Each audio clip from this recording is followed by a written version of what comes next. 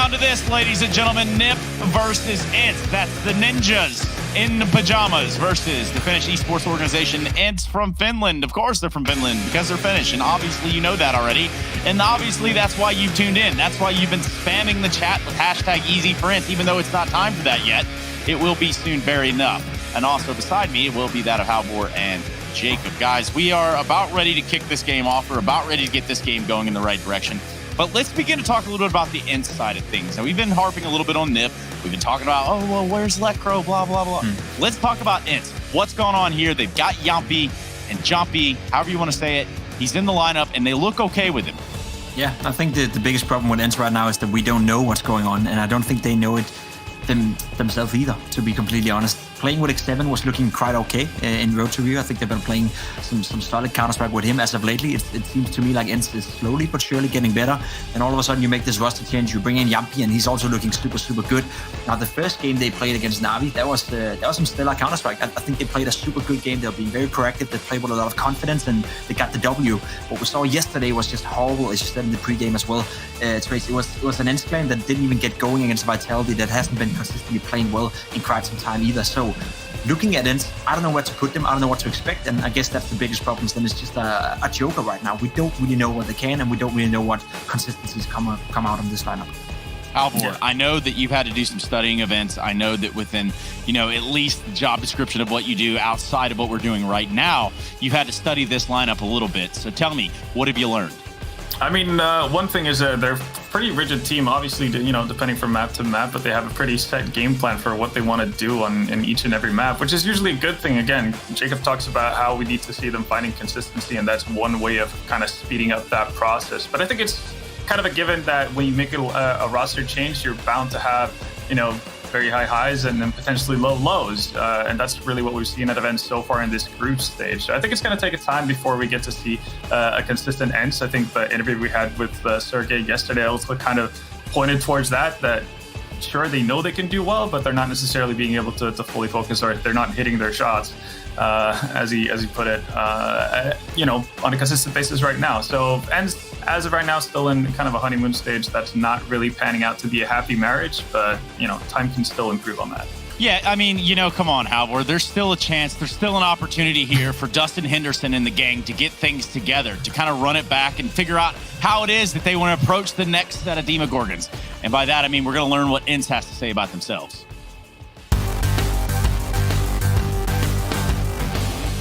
I think against NIP it's a little bit harder to prepare because they have the new IGL, and obviously we don't know that much how their new game style is. So it's gonna be a little bit harder for us, but I still think if we just prepare right for our own game, it's gonna be much better than focusing more on NIP's game. So I think we're just gonna do more preparation for our game and what we're gonna do against NIP. So I think that's gonna be better for us. Sergey needs to come up big time for this one, but he doesn't. He's now all on Ariel, sneaking his way past, trying to find something. He finds the first, cannot get the second, not just yet at least. The bomb is planted by default, so the molly needs to hit precisely. Oh, the smoke saves him! No! Ariel still managed to clutch it out, that's so sick. I think actually it's gonna be a 50-50 game against NIP because they have a new roster as well, and I think we have a lot similar individuals that they have. Double up setups are really good for us and for NIP, so for that kind of side it's gonna be a tight game. Obviously they have a new roster, so it's gonna be pretty hard to do the preparation for them, but I think it's gonna be a tight game against NIP.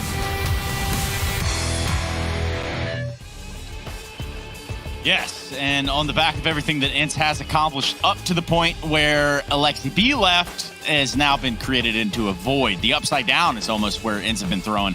And it's not been an easy go at it for him, has it? Nah, it's been looking rough, Halvor, and as said, we don't really know what ENCE is going to turn up today. If it's the first version of ENCE that was playing a super, super good game against Navi, then I'm all about. But if it was the ENCE we saw yesterday, I think NIP have a realistic chance of taking their first victory, maybe even a 2-0. Yeah, no, I haven't been, impressed by any means by what NIP has been able to deliver so far. Again, their changes, obviously looking into, long-term prospects and how that's going to pan out, over more than 6 months. So I guess it's still kind of early to really put this down as a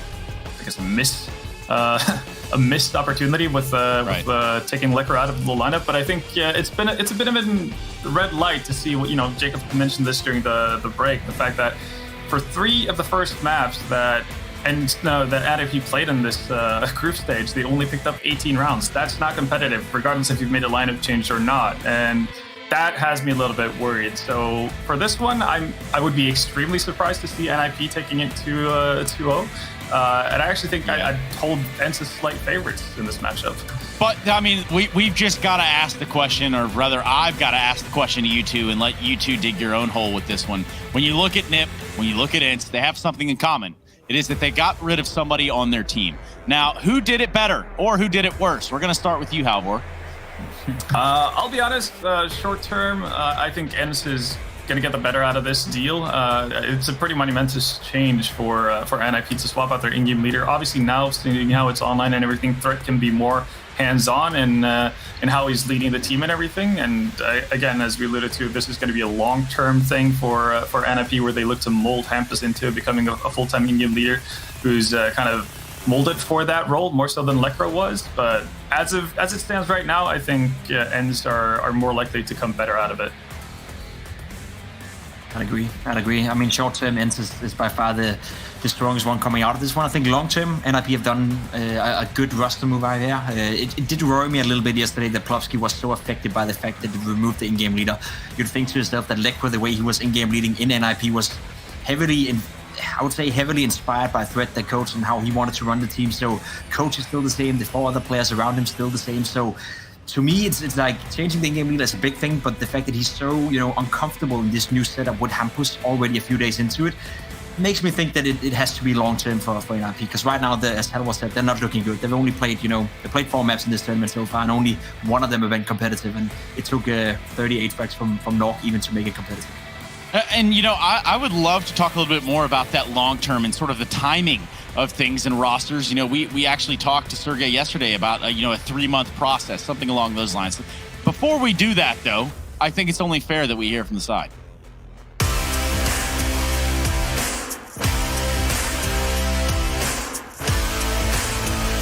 Going in against the ENCE, I feel like we have a pretty even skill. I feel like we're a bit ahead of the team play though, since they just added Jumpy and they haven't been able to practice as much, I would say. To a position where Ariel has to step up massively and he will answer the call. It's a 1-on-2 now for Nock. At this point, flanking around over towards that player on steps, looking for the 1v1, which will work out successfully. He has to try and retrieve this bomb, and up against the USP at long range, it's hard. We've gone through both demos against ENCE.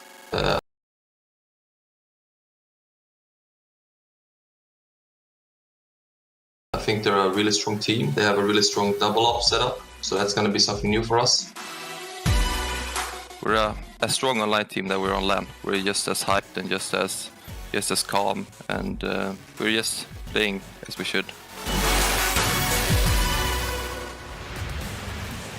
Playing as we should. Now, let's go ahead and revisit something from yesterday. Sergey says to me, and actually all of us, as in an interview, he says, you know what, I'm going to keep doing the same thing, and eventually something different will happen as an outcome, as a result. Now, I don't necessarily know that is the case. Actually, I don't know that that's ever been the case in the history of humanity. However, it might just be for this ENCE squad. If we look at the NIP squad, things, well, they're not as easy either.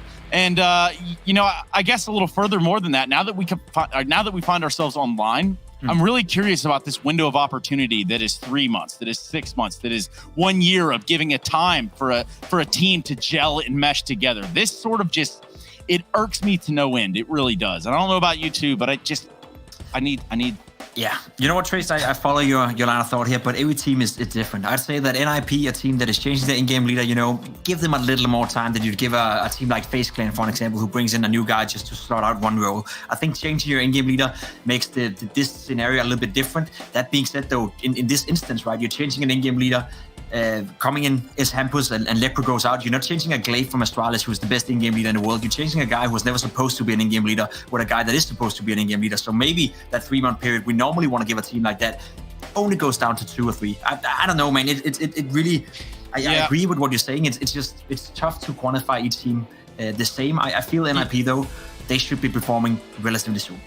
And I can understand that completely, what you're saying. Every team and every situation is different, moreover. And I guess when I think about it, I'm looking at this and they're asking for more time. Teams want more time to prepare and hone in on their craft. But then obviously on the other side of it, each month is another paycheck, right? So, really at that point, it's kind of a laughing matter. Either way, no laughing matter as we get into the map vetoes. And I'll get off my rant box. We'll start talking about what maps we're going to be looking at here. I think that's only fair, Halvor. Yeah, no, absolutely. So, and for NIP, I mean, they already go into this veto with a little bit of a leg up in the sense that they don't play Dust 2. That's been their perma veto, and I'm assuming it's going to be the same scenario going into this matchup as well, which has been actually one of the stronger maps from ENCE's side. So a little bit of a leeway there, or a little treat for themselves. And the fact that going into Train, that's also a comfortable map for this NIP squad, I think they can be pretty happy with how this has panned out so far. Inferno as their own map pick, maybe not something I would have expected just out of the gates, but there we have it. Again, NIP are trying different things out. Yeah, I guess I like this veto, but I agree with you when you're saying Inferno, maybe not the map you want to be your own map pick. I think Inferno is becoming a map like Dust 2. Everyone plays it to a relatively high level, and Inferno, you don't want Inferno to be your own map pick, right? You want it to be Mirage, you want it to be Train, Overpass, Nuke, one of those maps that is a little bit more complex to master, I feel. Inferno is a map that everyone plays to a high level, so if that is your go-to map pick, you're already evening out the battleground before the game even begins. So if I'm ENCE, having Train as my own map pick, going into Inferno, which is a map they play fairly well as well, I think ENCE should be super happy with this veto. I mean, Mirage is a good third map. Yeah, Mirage being a good deciding ground, a good proving ground. We're actually going to have to wait back and sit back and get ready for that one. Should we need to go all the way to Mirage, then we will. But we're going to be starting on Train, and what that does is prompt the Twitch chat to get involved, to get activated, to get animated even more so by voting, using everything that you can in Twitch chat. And guess what doesn't work? Hashtag easy for ENCE, not going to count. So don't worry about that one. It's going to be hashtag NIP or hashtag ENCE. They're going to be the votes that you can cast. We're going to go to a break. We come back. We start to dive into the first map of this series. This is Dreamhack-masters-spring 2020, y'all.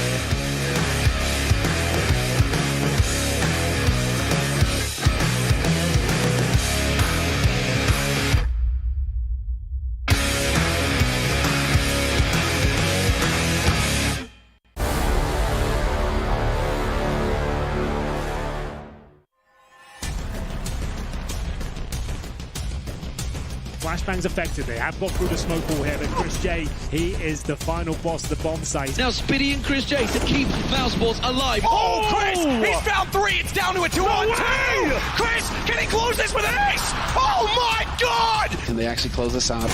Boom, Chris. Fantastic way to start, and no scopes on him himself. Absolutely saving Mousesports. Hey, it's me, Lily from AT&T. I'm back working from home and here to help. Hey Lily, I'm hearing a lot about 5G. Should I be getting excited? Depends. Are you going to want faster speeds? I will. More reliability? Oh, also yes. Better response times? Definitely. Are you going to be making sourdough bread? Oh, is that 5G related? No, just like, why is everyone making sourdough now? But yes, you're going to want 5G. AT&T is building 5G on America's best network. Visit att.com to learn more.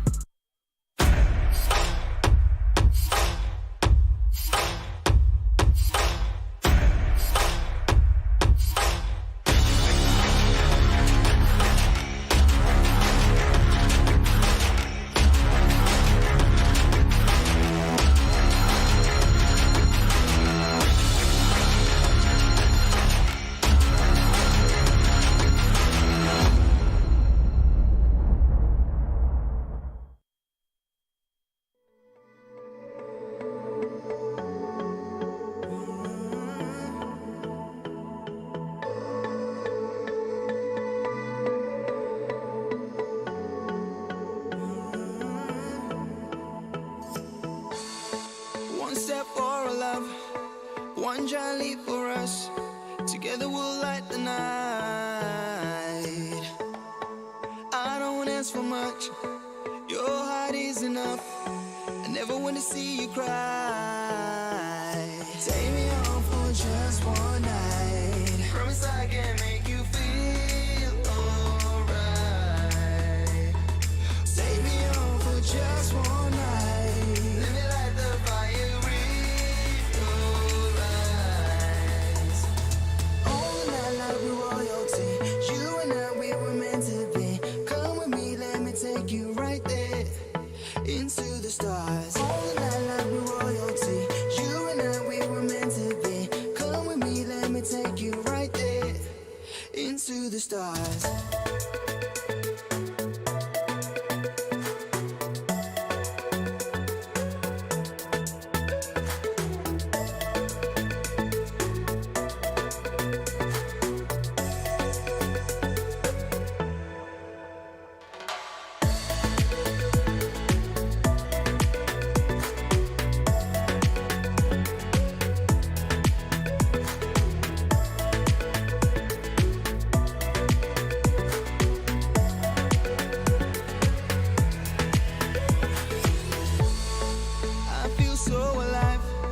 Time just seems to fly whenever you're by my side.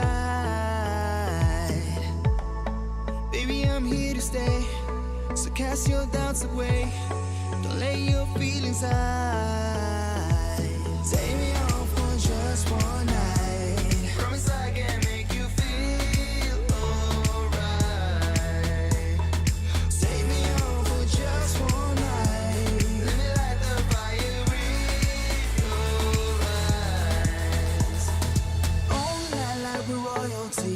You and I, we were meant to be. Come with me, let me take you right there into the stars. Only night like we're royalty. You and I, we were meant to be. Come with me, let me take you right there into the stars.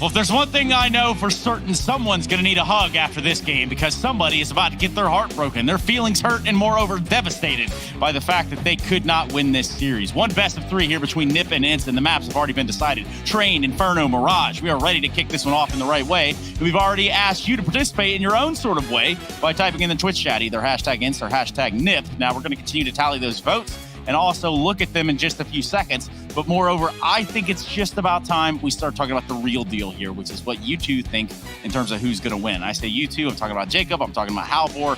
Who's going to win this series and why? Well, I mean, for my money, I think ENCE are the team to have the better chance of coming out with a win in this one, but I do think it's going to take all three maps. Even though I'm not necessarily overjoyed by the pick of Inferno from NIP side, I still think they have a pretty good chance of beating ENCE on that map. So I think it's going to take Mirage as well to actually decide a winner for this one. Yeah, I agree. I don't know. I have a feeling that NIP is going to turn up in a better shape today. I think the last map yesterday against Vitality, against Navi was a good looking. The problem for me is it took Norg to have 38 frags. It took Rest to have a good game for the first time in forever, and it took Twist to have a really, really bad game for them to lose a game they should have won on Nuke. So let's say the Rest is not playing well today. I don't think there's a chance NIP is going to win. So it takes the entirety of NIP to come together if they want to win, and I'm having a hard time justifying that. That being said, though, I have a little feeling inside my body that, as Halvor said, we're going to 3, and it's going to be a highly competitive game as well. So just for clarification, you've chosen ENCE. Yes. Just want to make sure. The production got it. They're smarter than you two is. Yeah, I mean, I pressed the wrong button last time. I guess it was my fault. Now, before I go on this little rant and I tell you that this is a battle between two teams that seemingly have found themselves on crutches. They sort of have broken legs. They're trying to fight it out. It's not going to be easy for either of these teams, but I do have a good feeling this is going to take all three maps to figure this one out. I still think, though, that ENCE might edge out NiP considering all of the circumstances around the NiP lineup and sort of the challenges that they're facing. The challenges that they're facing right here in the beginning stages of what is a new face for this team. So yeah, I'm gonna have to side with ENCE. They also sent me a jersey once with my name on it, so obviously that enough was alone. They bought you. They bought you straight up. Yeah, they did. And also NiP sent me some stuff too, but it's at home in Florida, so I can't really get it. Anyway, let's see what Twitch chat thought, because they're never wrong. Now, are they? They're always wrong, Twist. They're never right. This time around, though, okay, I bow. I take a bow. Twitch chat actually looking kind of decent right here, 72-28. I think me and Helvo are spot on. Honestly, I have to give ourselves a compliment here. I think it's gonna be a close good game. job yourself. I mean, good job, Jacob. But ENCE is not going to win convincingly. I don't think so. I don't think they have the consistency. They don't have the players. They don't have the playbook. They don't have anything that tells me that they can win a game consistently against NIP. We did see NIP yesterday show up, so it's going to be much closer than Twitch chat is thinking. But the majority out there, I think they're right. Yeah, and you know what? When Twitch chat's right, when Twitch chat riots, we all riot, especially right now when we have to get this game underway. And to do so, I think it's only appropriate that we really give it the justice it deserves. And for this ride, it's going to be Harry and Hugo that I bring in. Thank you so much to Jacob and Halvor. I think that you guys have done a fantastic job in setting the scene. However, painting the picture as it is a man in a ball cap and his friend in a Dreamhack shirt. Now, first and foremost, gentlemen, not did you have a good night's sleep, but did you stay awake all night in anticipation for this game? Yeah, man. And that's why I'm wearing the hat, because that way, right, like the bag's under my eyes, I could just kind of pull it down to around about here, and then you wouldn't even know. And I've slept fine all of a sudden. I can't wait, Hugo. Yeah, personally, Trace, I've gotten so good at doing my own makeup here at Dreamhack that you can't tell that I'm tired. I hope, at least. You're looking a little pasty, though. I'm not going to lie. Maybe we go back through those makeup tutorials. I'll relink you that one on YouTube. Don't worry about it. Either way, guys, let's get into this matchup. Who do you have? Let's talk about your predictions, or better yet, I'll leave you with that.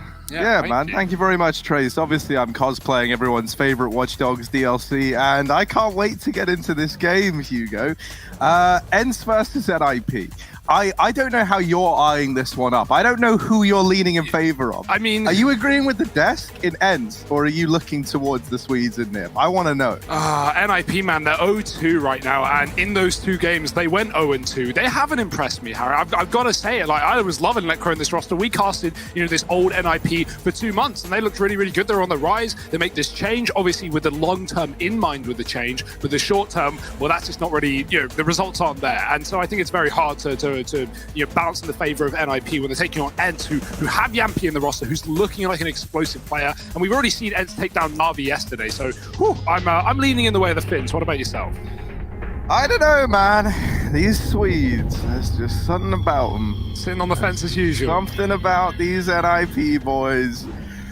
With that said, Yampy has looked absolutely incredible. Yeah. And I think him single-handedly almost gets me believing in this ENCE squad. Well, a good map to do it, Harry, would be Train. It would be the pick of ENCE. So double AWP potential, especially in that second half. Maybe not so much on the T side, but Yampy, he's full of grenades as well. He's full of ideas. He's going to throw some over towards the connector from the T sport. That's a deep smoke landing in the B side of things. Now, NIP triple Ivy setup. They're not going to rotate off the back of that one smoke, but maybe they should be reconsidering that, because ENCE, they're surrounding the B halls. Sunny's got a nice little deep Molotov here, and ENCE are going to go committing into this B bomb site.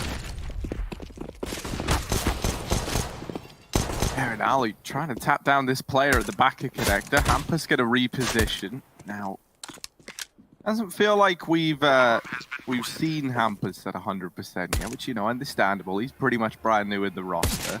I want to see a bit more from him in these games. And in this round, he already gets dinked on up. Not the best start for him in the pistols. He's kind of now relying on the rest of the team to help him close the gap. But Nork, tell you what, he had a phenomenal game yesterday, and he's been looking so damn good. So he picked up a double there. Klopsky coming in with a little bit more. And now just Sergey left. He gets shut down. It can be so hard to play those B post plants on this map as well. And that's ENCE giving a great example as to why we see so many teams get aggressive when they get the bomb down. They get trapped, right? We have a player in halls. We have 3 on the site.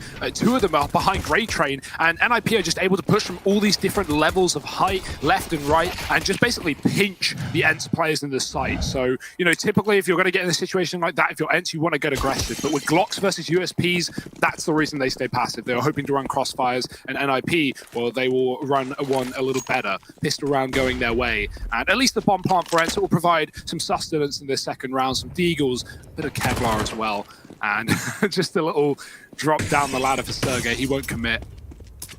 going to head back towards B here. Double setup for NIP, but they've just peeled off. Hampus has lost that information. If he rechecks, he might get one dig, but yeah, the timing eluding him right now. Sunny trying to put pressure on that A site on his own right now, and a quick dig from him. He knows Rez is in the pop dog as well. That was spotted earlier on, so Sunny has deep map control, and all that's going to do is peel NIP away from that B bomb site where there's still a player lurking out upper. The kills, though, coming through, and the push aggressively from Hampus. He gets traded, not even traded, doesn't get away with a kill, and this is all over the place. ENCE deceiving NIP, but Nork will come right back towards B and beat the bomb to it, finding Aerial as this package comes down the ramp.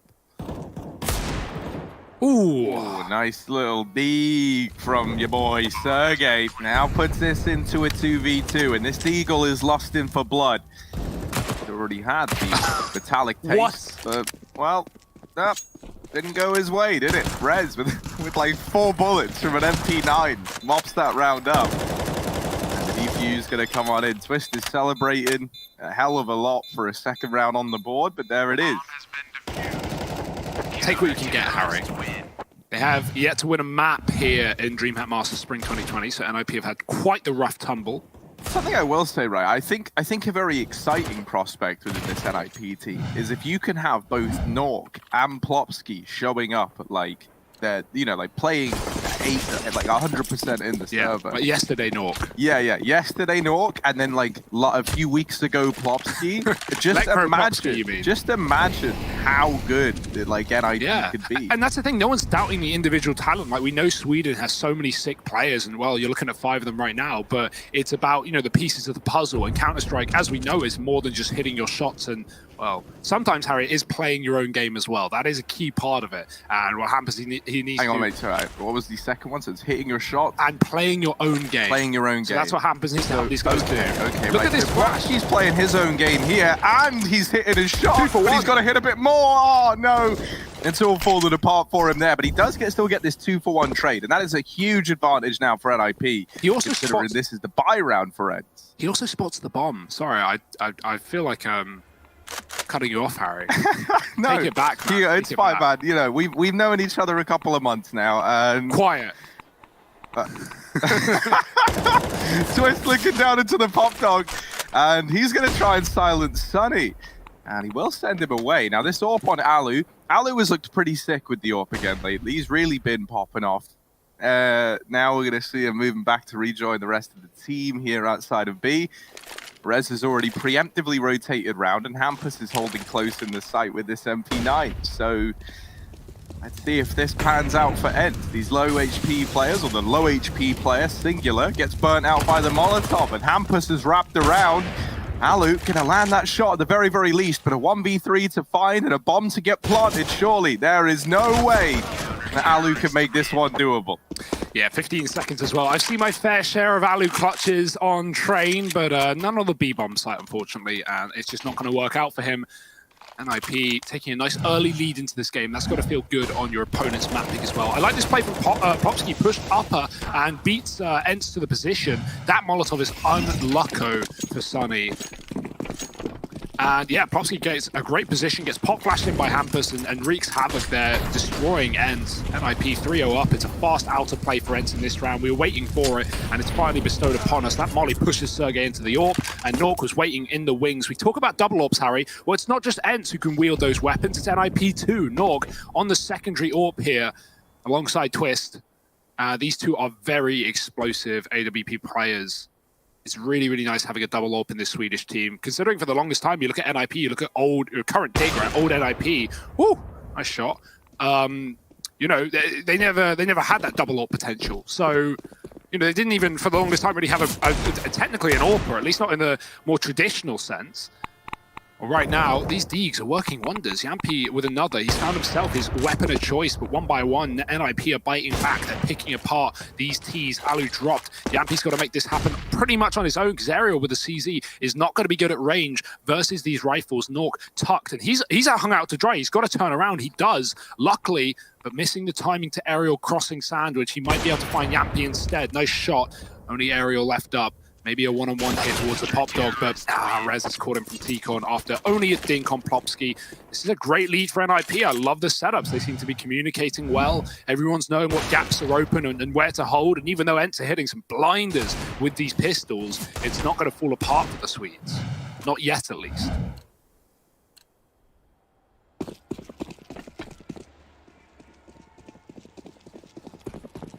And Rez is still yet to die, so he's having quite the start to this game.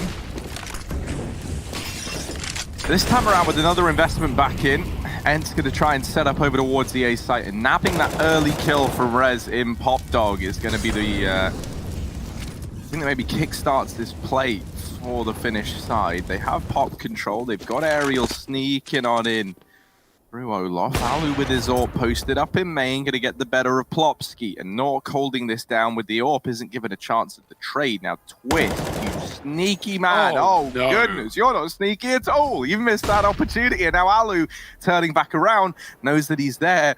Oh, Twist is trying to run the gauntlet, and he will get away by the looks of things. In the meantime, Nork landing a nice shot onto Aerial, deals with the Olof man. However, this B site has fallen into the hands of the Finns. Hampus, I think, has realized, but it's all coming too late. The bomb getting planted, and look at Sergey. Look at how deep he is. Hampus needs to be ready, and even if he isn't, Nork can trade. There's the flash. Sergey avoids it, but he can't hit the spray. Jump for Hampus. That is ballsy, and I love it. Sunny and Alu stuck in the post plant with a player on upper they've yet to see. There's the spot for Sunny, but Alu getting tagged back in the halls. He's got to fall off. Sunny finding one, and he can fall back with this Molotov to play the bomb, but they've already tapped it, and he doesn't want to risk running round to upper. He doesn't know if it's a stick, and he has to take the fight. Hampus dropping him. Alu now against the stick. He's missed the shot. Alu, no, not like this. He saves it, but Twist will get the trade, and there's no time for the defuse. Alu, it may have been a whiffed opportunity, but he picks it up at the end of the day. I wonder if there was time for Twist. I thought there was. Yeah, I thought there me definitely too. was. There was a kit. He didn't have a kit, but there was site on the bomb and in front of it. Actually, in two places within his immediate vicinity. You know, I don't know. That's the thing. I don't know. I can't say for sure, and I'm going to trust Twist. I just feel like I've seen the bomb timer ticking down so much in these last few months. Yeah. Right. I feel like, you know, I can mentally picture when there is an... I don't know, man. I mean, he wasn't exactly on the side. No, right? So no. So maybe, like, maybe that's the worry, right? Like, if I run in, I missed it by a millisecond, and then he saves the AWP, and that's the key. He gets to hold on to that big green gun that we know and we love. Hampus going to be down here towards ramp, and he does have Nork at this side of the map with him. And going to try and hit B quickly, and Hampus only good for one at ramp. Now Nork close within the site with this AWP, no option to fall on out, and it's only the tag to Sergey. They have him trapped, and this bomb's getting planted, tempting Nork further afield and into this site. Another kill. Oh, not quite the third. Sergey does get that trade. Now trying to hold down the site. He was tagged for 50 damage with the AWP earlier on, but that bit of damage hasn't deterred him from going aggressive. Maybe it should have. Sunny left in the 1v2, taking a fight in the connector. And now just playing for this bomb. Plopsky dropping that smoke. It's actually concealed his vision. Sunny creeping on in. Oh, this is a messy little round at NIP. There's just not enough time for them. Sunny's won it on the back of playing around this smoke that Plopsky dropped. So while Plopsky will get away with the AWP, there's a second round on the board for ENCE. Yeah, it's nice to see Sunny have some form right now, right? Like, you know, we saw him yesterday playing against Vitality rather, and he was just absent from that series, it felt. I mean, Halball was talking on the desk, he was saying that, you know, like, think about Sunny before he joined this team, but think about Mouseboard Sunny and how good he was playing. And then he joins ENCE, and, you know, everyone's waiting, ENCE, they need more time. That's a classic line. But yeah, he just really hasn't, you know, shown what he showed us prior to joining this team. He's not stepped up to the level that we know he can achieve. In that series, he went 17-38, bottom of the server in a 2-0 loss. They, of course, only got 15 rounds in that best-of-3 series. So that's kind of a sad story. But Sunny, he showed up here. He's top of the board right now. He's looking good. Clutches that out on the B bomb site. And that's what we want to see. We want to see God Sunny that we know quick pause here before we get back into the action. Saved AWP is all NIP can muster in this round, and ENCE are already setting a bit of a precedent towards this B bomb site, right? Just popping down ramp round after round. Makes a lot of sense in the last one. They don't have the AWP. The utility is a miss. The best call is just to go for a quick B, smoke down the ramp, flash yourself in. We've been seeing players throw that deep con smoke from T-spawn. You could throw the same one from B halls. You could throw it from above Pop Dog. So plenty of options here for ENCE to continue to throw that fake smoke even and try and take the outer yard. Yet to see any Ivy control as well for ENCE. There's loads left in their back pocket that they haven't exploited here. We're 7 rounds into the game, NIP are broken, and this is where ENCE can start to push the boundaries. There's only this AWP on Plopsky to worry about. And he has a chance there to take a man down, but isn't able to find the shot. Now, hidden close, you'll see the X-ray. A man going by the name of Alu.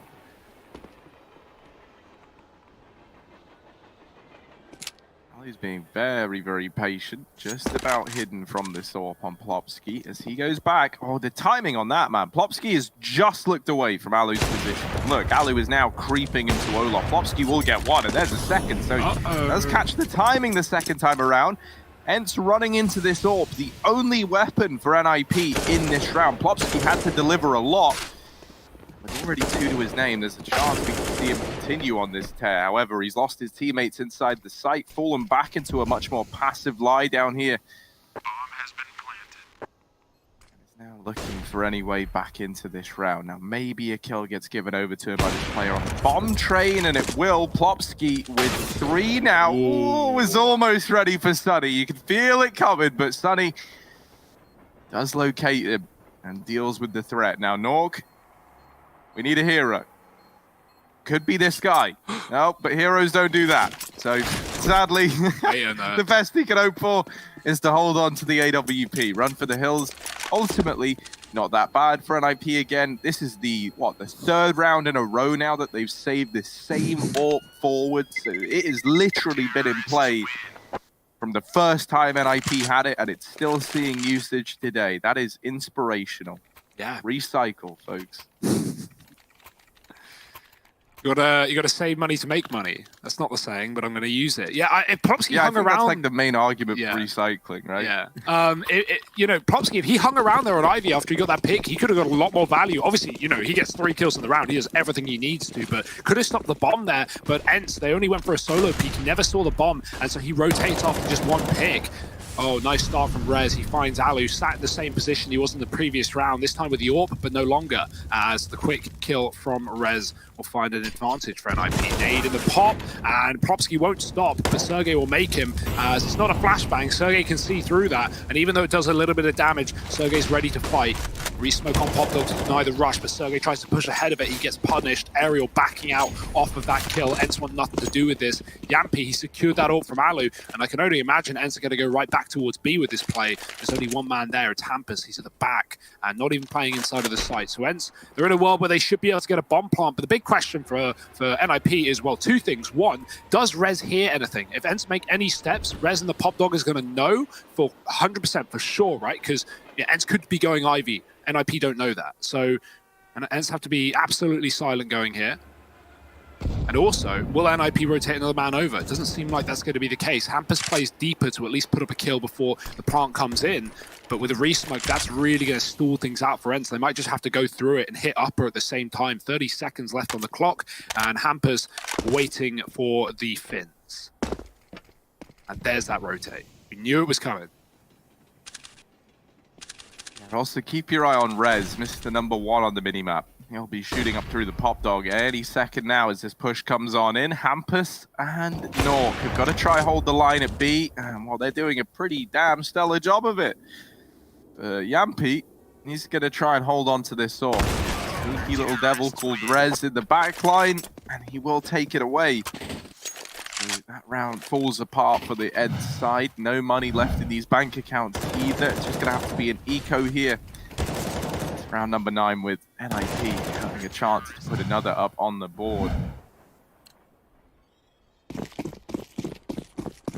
Flash on Sunny. Where's this going? Gonna be a B play with a flashbang to get them in. And to be fair, it's only Hampus here. So, all in all, maybe they can overwhelm him, and maybe they can at least get a bomb plant out of this round. If you do that on a full Glock round, or what is essentially a full Glock round, you got 2 Deagles in play, then you're pretty happy with it on the end side. They are going to head out upper, and with no smoke and just this flash, this AWP of Nork could definitely stand to do some damage. He actually collateral legs players coming out, but yeah, it's just a mow down. And I feel like Nork, man, I sometimes feel bad for him because I feel like he always finds a way to like do maximum damage but not get the kill. Like the amount of times I've seen him get like these collateral leg shots where he'll just tag 2 players for 80 but kill neither of them is unreal. You'll take the damage though, right? Certainly sets up the rifles better. And you know, this is... Yeah. Sorry, I was going to say something that I find hilarious, by the way, is like Nork, right? Secondary AWP, he's like donning this AWP, he's looking real good. Sorry, he's donning it over Twist a lot of the time, but now that they brought out 2 of them, he's 12 and 4. Twist is 2 and 3. He just hasn't really seen anyone this whole game. Like, you know, save patrol. Yeah. So I can't wait to see what Twist can bring to the table once he feels like he's actually getting to take fights. That little flash combo into Pop is great. And it allows Yampi to secure control. For Plopsky as well, he's in a bit of a rough spot. Wait, stop. Everyone hold. No one say a word. There's a Krieg in the server. Wow. Now these Harry, these were uncovered by the bones of the Krieg were uncovered by paleontologists back in Rome in 1954. These are million-year-old weapons used by indigenous tribes back in, you know, I don't even know, before humanity existed. So we're going to see if this old weapon can provide anything. It's a quick tag. Sergey gets legged. Ariel and Yampi dropped as they enter the B bomb site. And that Krieg, oh dear, it's like using spears. It's like using sticks against weapons. It's not going to work wonders. Sunny on his own in a 1-on-4, and it's all falling apart. Dear, oh dear. And they may have gone on some excavation. They may have figured out some archaeology, but frankly, maybe they should stick to their guns.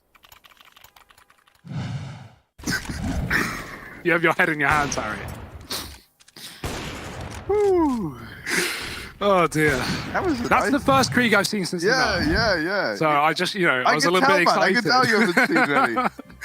Oh dear. My favorite part is that it was excavated from Rome, and like I think that's what you said, and then used by tribes. And I'm like, yeah, man. Harry, we ain't talking about 1600s. We're talking millions of years ago. Okay, yeah. No, I get it. The area that like was Rome, but obviously the dinosaurs. I was on the fly, Harry. I said like, a lot of words. It was like called something else. Well, what we call Rome now, I guess. Either way. Hopefully we won't see any more of those dinosaur bones moving forward. I think we could. You know, there was if Sergey's done it once, he might do it again. I'm watching you, Sergey. I am watching you. Beady eyes on my side. 7-3 for NIP. They are holding a considerable lead right now. CT side of map, of course.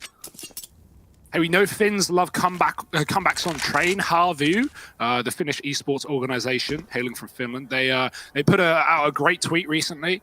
I recommend everyone go watch it. It was about how many times they go down like 13-2 on this map and pull CT comebacks. Like, it's actually ridiculous. They've done it like 6 or 7 times.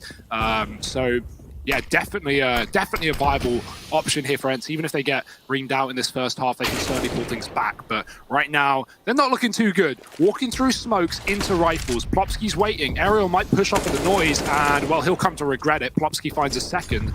On 1 by 1, ENCE are getting picked apart in this round. Sunny and Sergey left up, but not for long.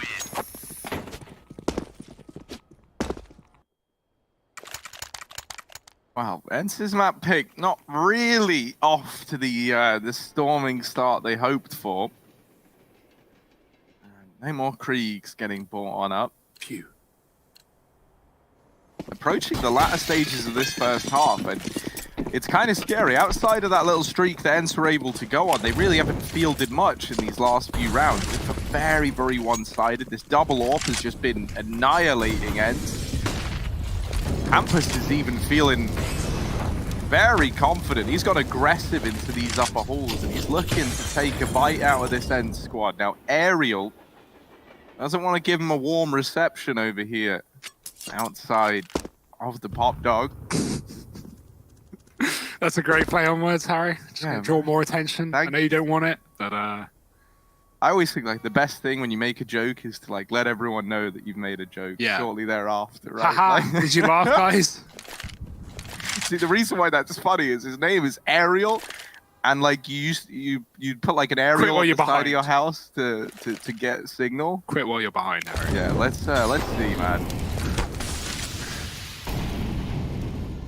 Quick smoke in the pop dog. Plopsky can re-enter at any point. If anything, you know, holding those smokes is favorable to you, but not when grenades follow them. And ENCE, well, they've got grenades following them, and Plopsky, well, he'll take a bit of a beating, but will relatively... Oh dear, okay, forget everything I said. Double nade for ENCE, and they cycle them as well. They don't throw them together. They throw them one after the other. Plopsky thinks he's safe. He re-enters, and while Plopsky is not safe, he's going to get aggressive though with 20 health. This is a big risk. Rez fighting Pop instead. He takes that kill to Aerial. Yampy's still in T-Con, so got to be careful about that one. Hampus locking down B with the AWP covering as well. Nork's already dropped Sunny, and that's going to send ENCE back. Yampy backs up to drop Plopsky, getting aggressive. Maybe too much for his own good, but at this point, NIP just wanted the information because 10 seconds left. They know ENCE aren't committing, and this is a rough round. If ENCE is saving with 3, and it was 4 guns until a minute ago, yeah, I mean, oof. That is a really ugly round because essentially you like built that round up to try and do your game plan, right? Like you're looking to take Pop, you're looking to go maid,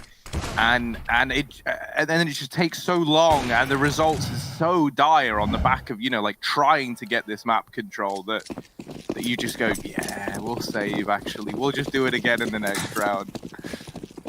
So yeah, they've hit the do-over button. However, it does come with its repercussions, and that is that for Sunny and Ariel, they don't really have anything. And also into the next round, Aluin, Yampy, and Sergey, they also don't have anything. If they lose this, that is. So. Lost bonus is available on the bare minimum. So if ENCE get a bomb plant, everything's fine. Okay. They don't get a bomb plant, everything is not fine. Yeah, that's very much what they're hinging on. And their history with getting this bomb down isn't exactly great. Sergey looking to grab some Pop control. In fact, the only 3 rounds ENCE have won in this game have all been bomb explosions on that B bomb site. So worth keeping that in mind. If ENCE want to actually have a rifle round following, they probably should just go B here. At least if history, you know, tells the truth, and usually those who don't study it are doomed to repeat it. I do think, though, the problem with that is the way that Hampus has been playing it here and who he's been doubling up in the site with has kind of been changing as this game has gone on. And I think there's a good reason why ENCE have been steering away from B. Because it feels like NIP have kind of found a bit of a solution there. We've even seen them getting aggressive. We've seen them looking more confident at this side of the map for the NIP side. So it's back towards A for ENCE. As we've said, they're very much hinging on a bomb plant.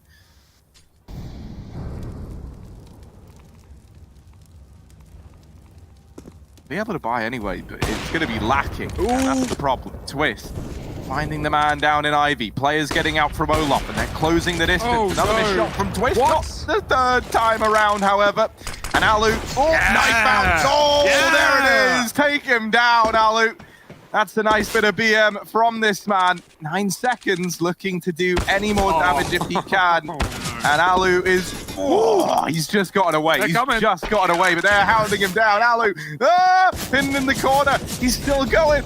And he lives to fight another day. What a warrior. Alu. Look at him. Yeah. He knows he shouldn't have got away with that. He gets the knife kill. He just goes like full-on Viking. Twist tries. Twist tries to knife back, man. Yeah. It's pretty cool. Respect. And then Alu just runs away. Oh no, Twist is not happy, Harry. Twist has bought out the auto. He's like, Alu, mate, yeah, all right, you've knifed me. Harry, this is an important game. This is for the elimination. This is for going through groups right now. NIP, they may be down 0-2 inside of this group, but if they beat ENCE, who are 1-1, that would put them at the same score. That would come down, I imagine, to head-to-head and would lead NIP through in this group. And boy, are they showing up. Things look great.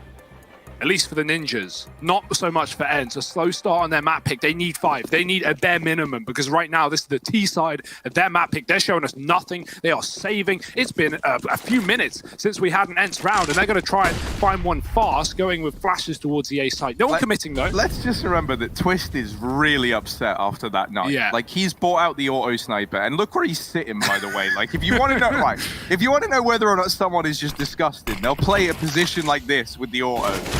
Twist sitting at the back of Ivy. Spam. Oh, goodness. The nades, the spray. Alu and Sergey are both already almost out of this round. And not to mention, this auto sniper hasn't fired a bullet yet. So if you're ENCE, you don't even know it exists in the map. There's a push from Yampy, but he's only going to get one. Plopsky will get caught looking the wrong way. But guess who's here? Twist and his auto sniper. There is Sunny closing the gap, and at close range, I might even favor Sunny in this one, despite being up against the auto. That said, the smoke down, and Twist just spamming a few shots through it every now and again. Scary place to be in the world right now for ENCE. Twist has a spot to avenge himself, right? To kill Alu. That's exactly what he's watching for. But this smoke, oh, it fades and Sunny's dead. Alu's above blue, so Twist is watching that same line of sight, and that's all that stands in this round. Twist is is Alu. excited. He's saying, guys, no one kill him. This is mine, and there it is. Vengeance, it tastes sweet. Knife kill didn't feel so worth it now, huh? Auto's out for the boys. Twist putting down 3 in this round. Oh dear. He didn't move, by the way. All 3 of those kills, he's from just sitting in the same spot. He's a turret, Harry. He's a sentry, and he's actually going to drop it, which I'm personally against. But I understand why he would, he would not want to run it back-to-back rounds. I love it in the last round of the half for any side because you will know the opponents can't pick it up and use it against you moving forward. So yeah, Twist, he doesn't want to be predictable. He knows ENCE might go faster, and so he pulls out the AWP. And ENCE, well, they've gone faster, so he's going to need this AWP. Hampers trading onto Aerial inside of this A-bomb site. He's swapped back with Nork. Yeah, that bomb's running B, and IP have no idea, but there is one man here, Nork, with a single kill. That's more than you can ask for, considering the fact he was mid-rotation. But Sunny's gotten very deep. This is something ENCE have struggled to do in these post-plants. I love this from Sunny. He's hiding in this smoke. The smoke that NIP threw onto the Molotov to get out through connector. He's just hidden in it.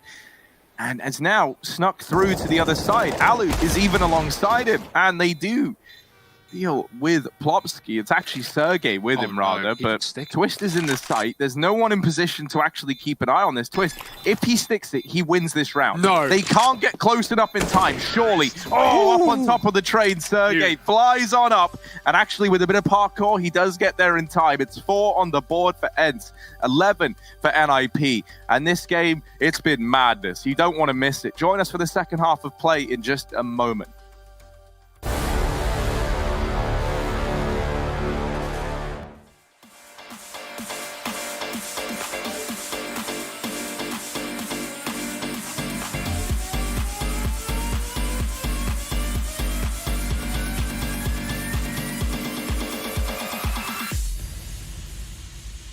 Wasn't looking for love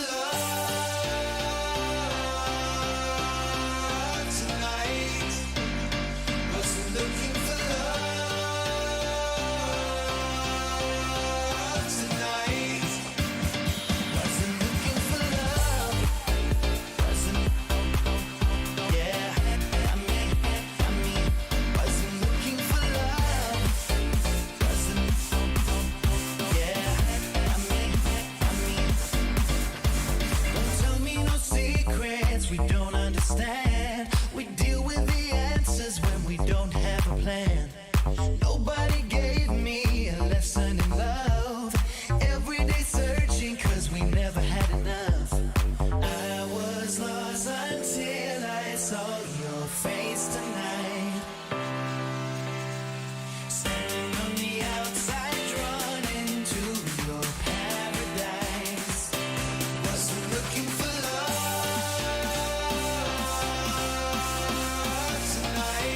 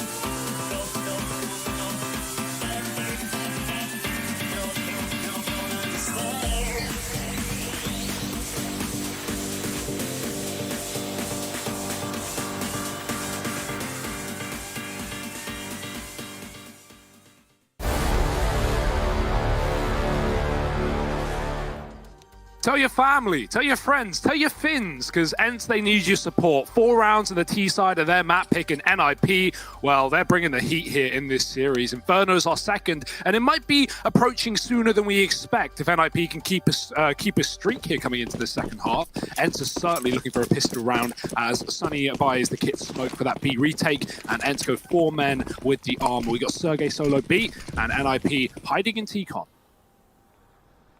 And a double pop dog push here from ENCE. Now, this is a little bait and switch that teams try and run. The first guy peeks. You get the info that Yampy is here. Now, Alu's going to keep holding the ladder. And essentially... Oh, wait. They both try and exit. They both try and get out. Oh, dear. They could get found in the open. The molly just went in. So they're probably pretty happy that they made that decision to get out of there. And Alu will deliver in the pistol. The double pop dog pros of Alu and Yampy.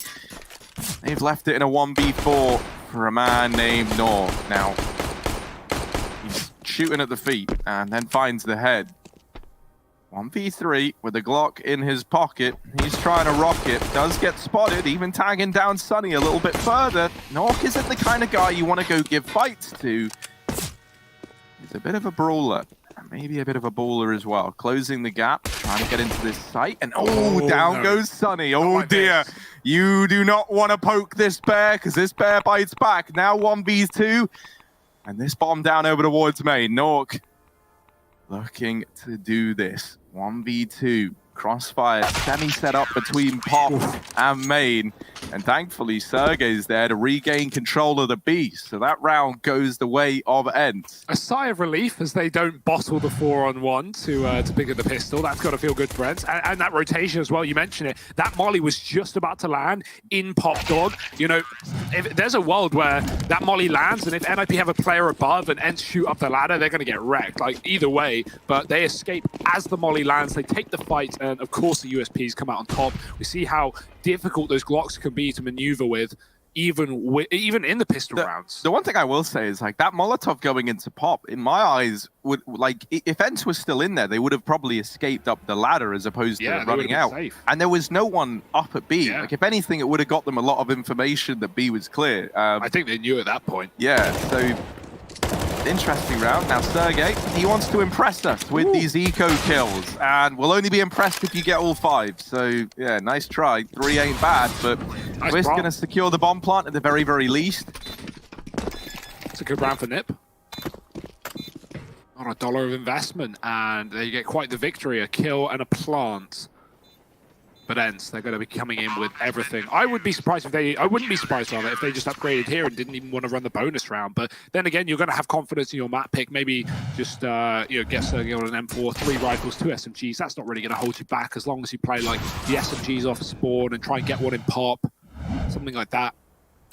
And yeah, okay, they buy up the orb. I like that as well. So 1 upgrade and 2 SMGs kept here for the side of ENCE.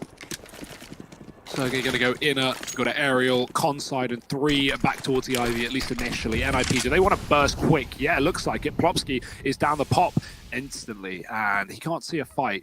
Playing off the back of this opening kill, but Alu's already showed his orb and is watching towards Plopsky's position, so he won't be re-aggressing. I like this double setup on Ivy. Sunny's hiding in the smoke. Yampy's first contact, when he shoots, Sunny swings. That's the game plan here. And the flash coming through. Yampy might get blinded, but here's Sunny to help. Oh dear. Won't check it. Nork goes for it. And oh my, Nork. That is excellent. That is pristine. He's looked so good in this game. Doesn't matter what gun he has. He's been looking just like a great pickup overall, right? Like this, I don't know, man. I'm kind of just getting used to Nork dropping like 28 kills every game. It's wild. He's been great. And right there is why we need to give Hampus time, right? Because, like, you know, these guys have played together, and Nork, he certainly wasn't like this in his debut opening games for NIP, but as he's become more comfortable and accustomed to the roster, he's certainly coming to his own and shown what he can get away with. Yeah, I do think it's worth bearing in mind, right? Like, this wasn't a situation where NIP were looking for like a huge short-term bolster to their team, right? It's actually planning for the long term. They're thinking ahead. And like, we're talking like, really, like, without they're speaking about it, like, they're looking like at least like a year in advance about making this team competitive, because they're focusing on, you know, when Threat is no longer allowed to communicate and having a strong IGL presence. So yeah, realistically, like, this is a real plan for the future from NIP. Yeah.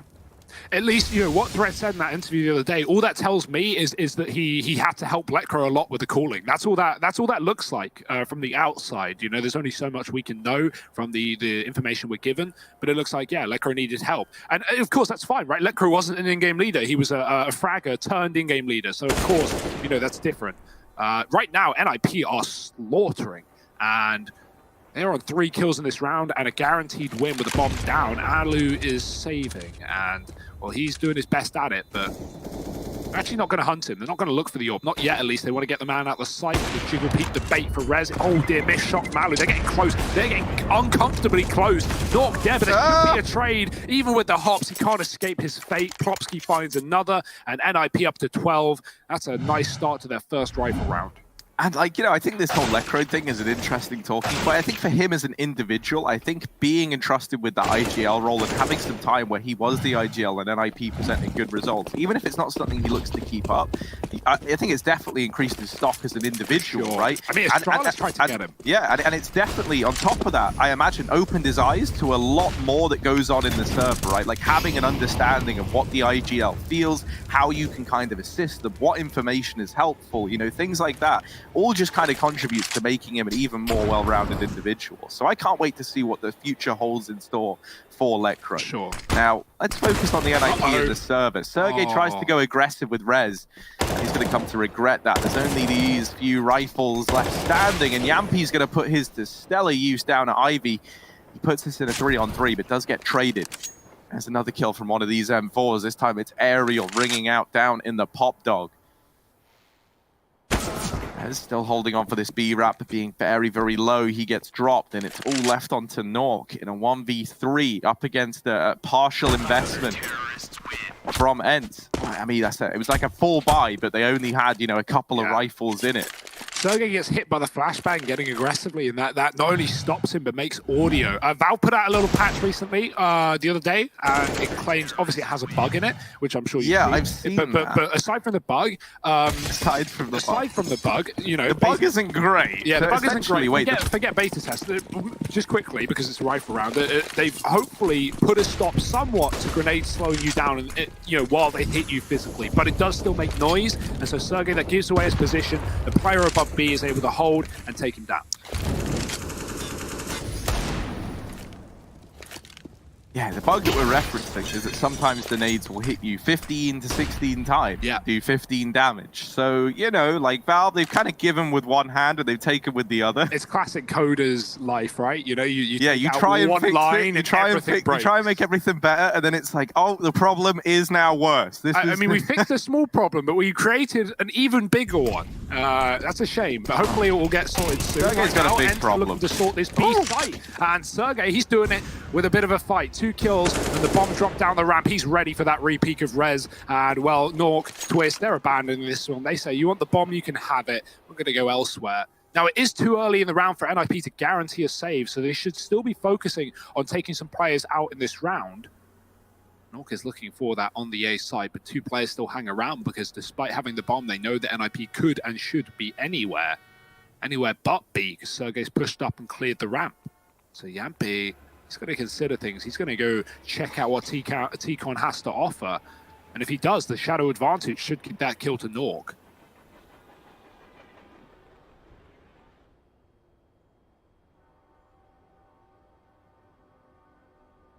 Ooh. There it is. Twist didn't care at the minute mark. He went to E-spawn, just saved, went, yeah, you know, you can hunt if you want. I'm all right. I want this AWP. It's actually, funnily enough, the same AWP from round 3 in the first half, Harry. They've just kept it going all game, even in the pistol. We didn't see it, but it was there, in spawn, waiting. And that's where NIP are right now, 12-8 up, feeling pretty good. But ENCE have recovered with another rifle round their way, 2 in a row, and the money's starting to build, friends. So this is where we know they can pull a comeback, and NIP need to have their wits about them. They are not out of the woods yet.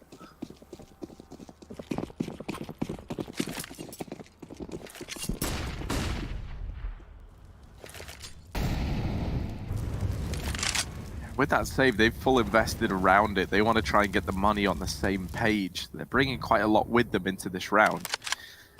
Looking like they want to try and attempt this B site again. Now, Sergey, he dealt them a pretty nasty hand last round here at holding down B. This time he finds himself getting up into heaven on the ladder and holding this from the upper position. Alu, they're getting out through ramp, and he will readjust in time to find one. They deal with Sergey right away, and so this B site, the plant, will come in at a bare minimum here for NIP. They're in a bit of an awkward spot. Oh, Alu can see the legs. Hampus does still get the bomb planted. It's a bit of damage, and that's going to help out in the long run. Sunny, quick in this round, sprinting into the site, trying to shut these players down. Hampus not normally an AWPer, and he's going to have it stripped away from him. Rez left up in the clutch. 1v2 required, and he gets shut down. ENCE, a 9th round on the board as they are closing the distance in this map. They're getting it closer. Yeah, unfortunate for Rez there. That smoke lands on the bomb before he even, gets the chance to peek. He has a Molotov, he has it available, pretty standard position, but he hears it and he goes, oh, well, I have to take the fight. They've already tapped it. There's no way to know. So NIP have enough money to buy here, but I want to see a partial with a hero AK, and that's what we're going to get. Plopsky donning it. He had 5k at the beginning of this round. The rest of the gang partially investing. And this is great because you can let Plopsky kind of pressure and try and get you these kills. And then any rifle that's dropped that finds its way into these armored players' hands is very, very effective. Yampy going to be donning this secondary AWP down here towards Ivy, but Rez is so fast. He just sprints in with the Tech 9. Hollywood with a response. The kills are going back and forth, and now Plopsky and Nork left up in this 2-on-3. Alu is re-wrapped in towards CT, and as he tries to peek to get that trade kill from Plopsky dealing with Aerial, he gets shut down by this AWP on Nork. This partial investment with a hero AK might just work for NIP. The AK is delivered in spades. Nork's gotten himself one, and it all falls onto Sergey again. B-site rotator. He spotted that the bomb is over at main, so he knows that these two fellas in Ivy have to come and retrieve that package. They're not able to trade that kill, and so Sergey now in the 1v1 deals with Plopsky as well. And while it's close for NIP, they don't get it over the line. Great round for Sergey, but I want to talk about how NIP basically bait Yampy into his own death there. They throw that Molotov from T-Con that lands, here around the corner, as you can see. And what that does, Yampy, he spots one on Ivy, but then he sees a molly, and in his head, he thinks, oh, they're throwing that molly so they can run up Olaf as fast as they can. No one was running up Olaf. Yampy goes for the check, and that's when NIP speed up Ivy and shoot him in the back because he's looking the wrong way. That's a good way of deceiving your opponent, giving them the information that they think they have. But, it's all a ruse, it's all a game. And NIP, they will lose the round, meaning ENCE are up to double digits and, well, building upon that very point. Rez getting picked up, and this CT comeback that we prophesized, Harry, it is here, it is materializing. ENCE a couple of kills away from an 11th, but Plopsky, he just won't give up, man. 1 point of health, he's on his second. Twist can drop the AWP, and he has. Sergey in a 1-on-2 again, he's got to do it once more here for his side, and they don't know he's out inside the site. Oh, Twist trading, and that's a big kill coming through. Him and Plopsky finding the round and saving the AWP. That's what Twist is best known for in this series, it feels. Great round for the Ninjas, considering they were down and out almost in that round. Recovering well and dealing with that double B rotation, ENCE leaning towards the wrong site for a change. And look what that's done. Yeah, this is the downside of all of these rounds, like getting so close. 4 in a row for ENCE, and this happens. They've gone for the buy. The AWP's in the hands of Alu, MP9 for Sergey, but the rest of the gang are really lacking. Heavy A-site lead. Okay. Yampy. Cool. All right, mate. Guess. Yeah, sure. All right. Aerial's going to try and grab the AK, but Nork is watching. There's a second man here up close in the form of Sunny.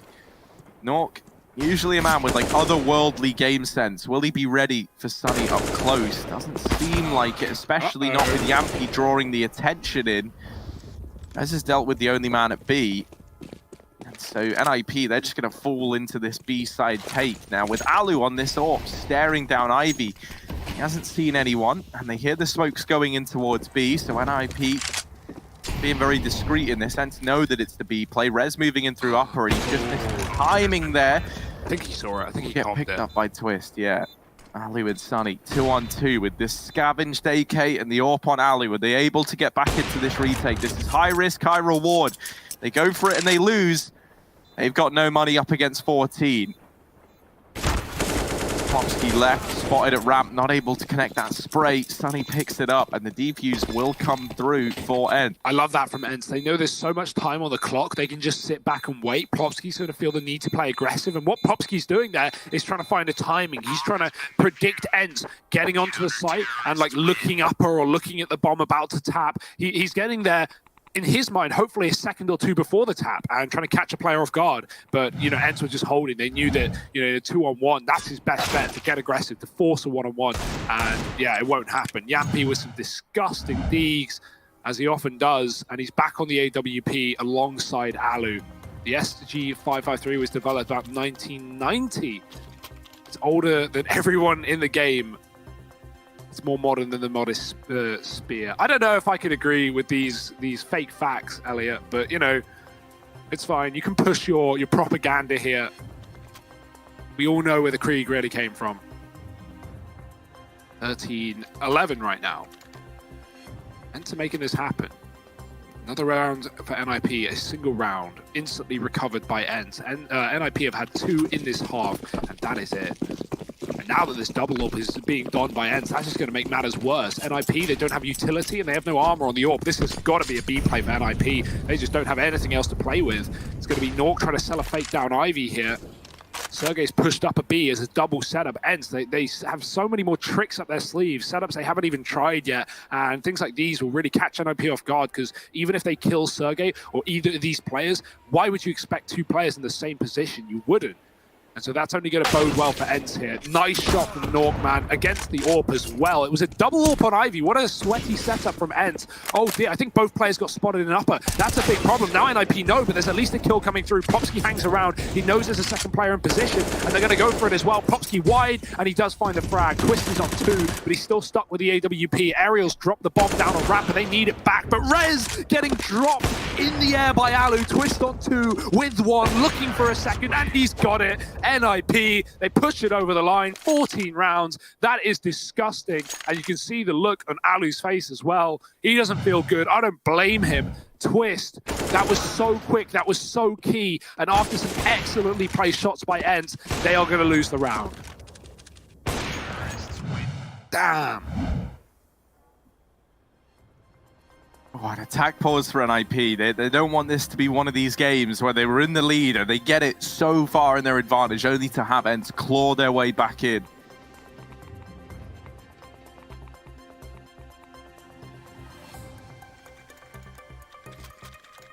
That being said, right, NIP, they get out of that round with 1 alive, so it's not like they're rich, right? You know, 2 SMGs into a rifle round. I say rifle round, and don't have a single rifle unless you count the scout. Alu, no armor behind it. Pistols and MP9s. 2 players trying to throw the same smoke, but Nork will get it down. And NIP are going to run towards B again. Why not? It's worked wonders, but so is Yampy, and he's playing close as well. Oh dear, no flash. He gets away with 1, but that is it. Rez doubles up on the opener, and with that Molotov, that's going to cut the key point of rotation out for ENCE. They have to go towards the backtracks. And I mean, I'm not holding out for this if I were ENCE.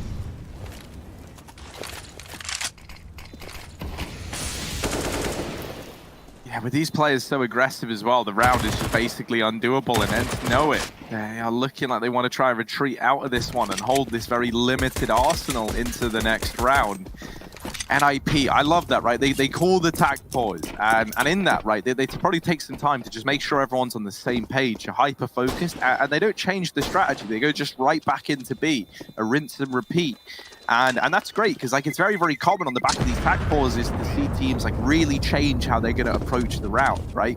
And so ENCE, they go in with like this, not even like a heavy A-lean, just the standard 3 players there, 2 players up close to B, and they get blindsided by the aggression, this decision to just come back in with another B play from the NIP side.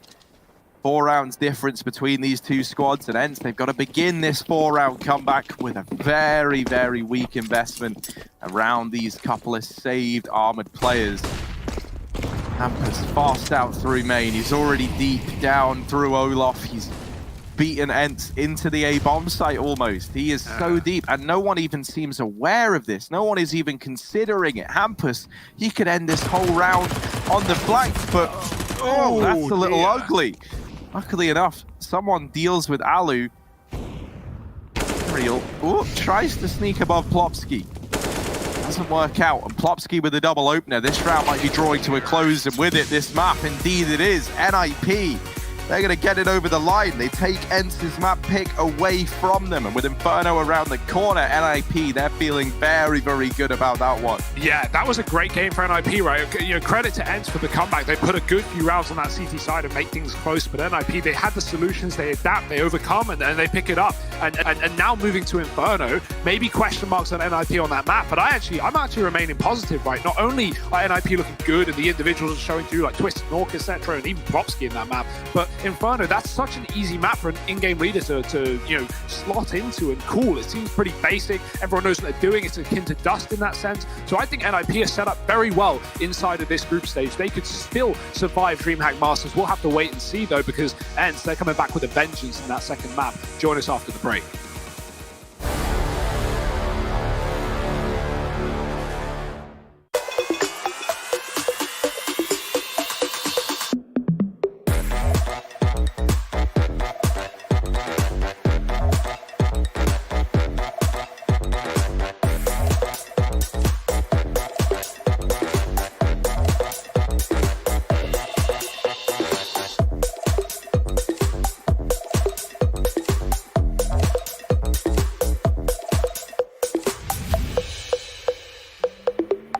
Hey, it's me, Lily from AT&T. I'm back, working from home, and here to help. Hey Lily, I'm hearing a lot about 5G. Should I be getting excited? Depends. Are you gonna want faster speeds? I will. More reliability? Oh, also yes. Better response times? Definitely.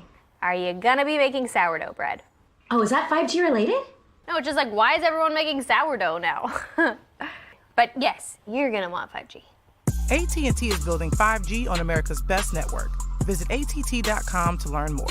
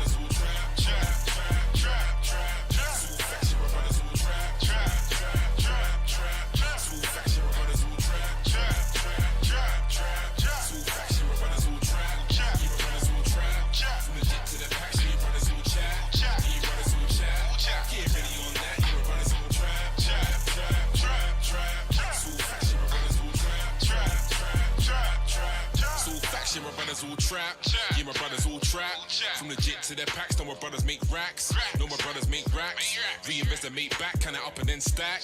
Kinda up and then stack. They ain't really on that, man and brothers love chat. Man and brothers just chat. Evidence disappear like a snap like that. Fabricating like you're shutting it down. If you call that, know your head just spun round. Them man are there for money talking that sound. New sign language wouldn't help them work out.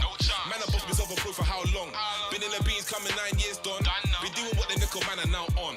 Another line of the levels, I'm gone. In a spaceship, Lord knows I've been patient.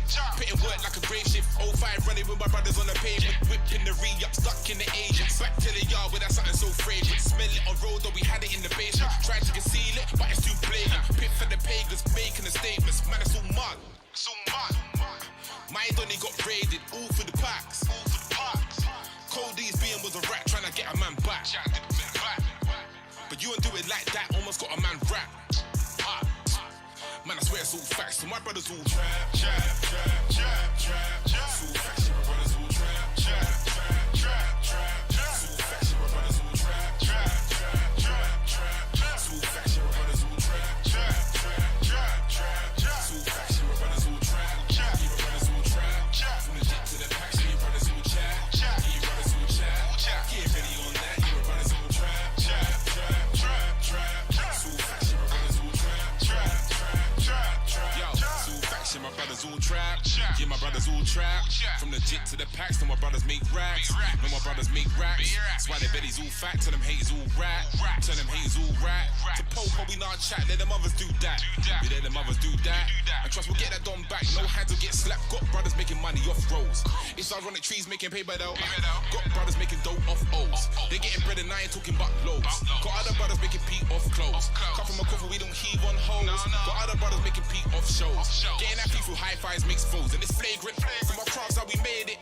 Hit a baker, cut cake and there wasn't a way, so a brother had to pay it. Swear it's either that or leave a life on the slave shit. Never seen a handout, man had to take it. Feeling like your life had someone forsake it. We ain't like them others that can fake it to make it. Where we coming from, brothers make it or break it. Man, it's all mad. Got brothers locked up, couldn't handle a slap. And I swear down it was my don who started that.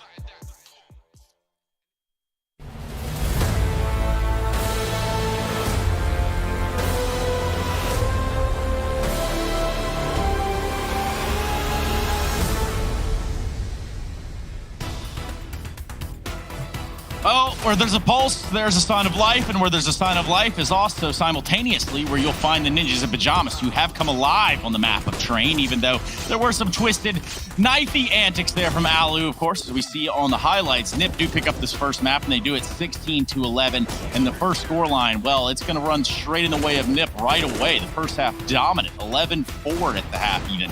And we'll continue to look at this game, examine what is the matchup that is Nip versus ENCE on the first map of Train. Of course, to do that, I've got Halvor, I've got Jacob. These are my, I don't even know how to properly describe you guys. I think I pretty much... Yeah, couldn't be without us. Yeah, I think you're onto something there. I also think that you were one of the first two people that I started doing this with, so it's only appropriate that we're doing this all here this morning together. Now, more importantly, Nip doing it big time in the server. Jacob, what's going on? I mean, we talked about it in the pregame. When you look towards NIP, you want 3 different players to perform if you want them to be a good team, and that is exactly what happened. Nog having a monster of a game, putting up 28 frags, 100 ADR, and he went 5 for 6 in opening duels. That man was all over the place, and especially on a map like Train, I think you need a strong AWP player. You need a player that is able to move around the map and be, versatile, and he was that. He has the most kills on the server, most damage, most assists, most AWP kills, most first kills, and he has the best rating out of all the players as well. He was all over the place. He really was, and again, like just to further go on with what's positive for NIP. You mentioned the fact that within this 3 you also had Plopsky, who was also pretty successful in his opening duels as well. And I guess at the times where he would potentially fail at that, NIP actually had players in place to actually trade on it more often than not. So just from start to finish, this was a much more, I guess, fluent NIP side, more synergized team than what we've seen initially in the group stages, and that's obviously a great sign.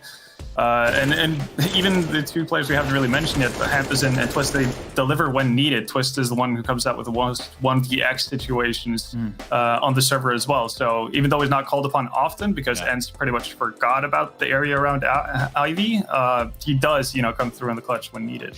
And I look at this and I look at the Nip side and I think, you know what? Maybe they got their ducks in a row because they got their ass handed to them yesterday by Vitality. And certainly that's the way it looks. It looks like Nip a completely different game face today and a different game plan, moreover. And it seems to be effective thus far. It does, and it's down to what Halvor and I was trying to say, right? You have your 3 star players actually performing like star players. One player we have not talked much about as of late is Rez. I think he, like 3 years ago, many thought he was going to be the next big star in Sweden. He was supposed to be, the dudes who took over from Get Right and Forest. He was being brought into NIP in order to do that. He did super fine in the beginning, but the past 2 years have been a big disappointment for him personally. Now, the past 3 games we watched him play, he's been playing like the rest we know. So if all of a sudden Hampus can find a way to enable him on the server, then NIP goes from a team that has 2 star players to potentially 3, and that's when you get to become a good team. So it's good to see. It's a healthy sign, and I think NIP right now is looking pretty solid, to be completely honest with you. Halvor, I just want to take off the back of that and look at the fact that Rez is actually one of those longest standing members still here within the lineup. And that even being said or even thought about has got to be a weird thing. Yeah, I mean, right now you're almost looking at, let's say Rez, moves out of this NIP lineup. You're looking more at like a Gamer Legion 2.0 lineup than an actual NIP lineup in a weird sense. So yeah, no, he's one of the few standing. And I mean, he's a good enough player to the point where he should be remaining in this lineup for a long time to come. And I think, again, with the upswing in form, as Pimp mentioned, there's no reason to look for a replacement. He should be pretty much the staple of this lineup. Let's look forward to the upswing of performance that has to carry over by NIP. They have to take it into Inferno now, and then this being their map pick, you have to think if you're NIP, okay, I'm a little bit more comforted. I'm a little bit more comforted going into this second map. Yeah, and I think NIP should feel very comfortable right now. Inferno is a great map for them. You look towards ENCE, you look at the players right now, you need to see more from Sonny, you need to see more from Sergey, and you need to see something from Elo. Elo is one of the best CT-started AWP players in the world, at least he used to be, around the arch area. So if I give the crowd of the Twitch chat out there one thing to look out for, it's Elo finding impact with the AWP. That could be enough for ENCE to make this competitive. Albor, any last words? No, again, we just need to see the individual talents show up. They didn't do so very much in bigger parts of train. So if they can't do that, this is going to be a 2-0 for NIP. Yep, and that is what it's smelling like. Yampy and company looking to bounce back on the second map. We go to Inferno, potentially to decide the series. And ultimately, what is the last day of groups here at the Dreamhack-Masters-Spring 2020? We'll be right back after this break. We're going to jump into the second map without any hesitation. BRB, everybody.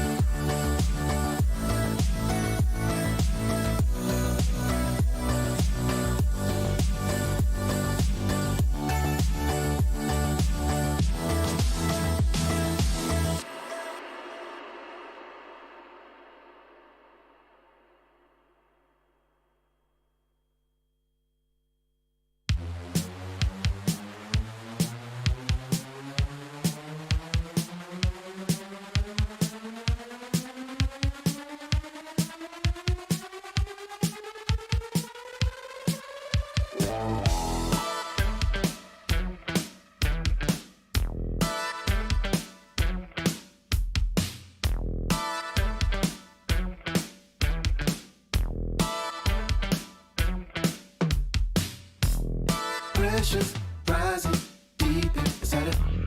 Feel the tension.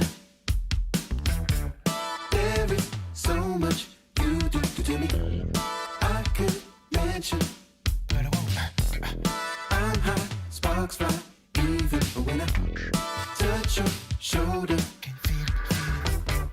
I feel your heartbeat, and I wanna take you over. I wanna take you. There's something taking over me. Lust, what it is, what it is, what it is, what. Lust, what it is, what. Passion growing every time we feel inspired. On a mission, and I don't wanna till we're tired.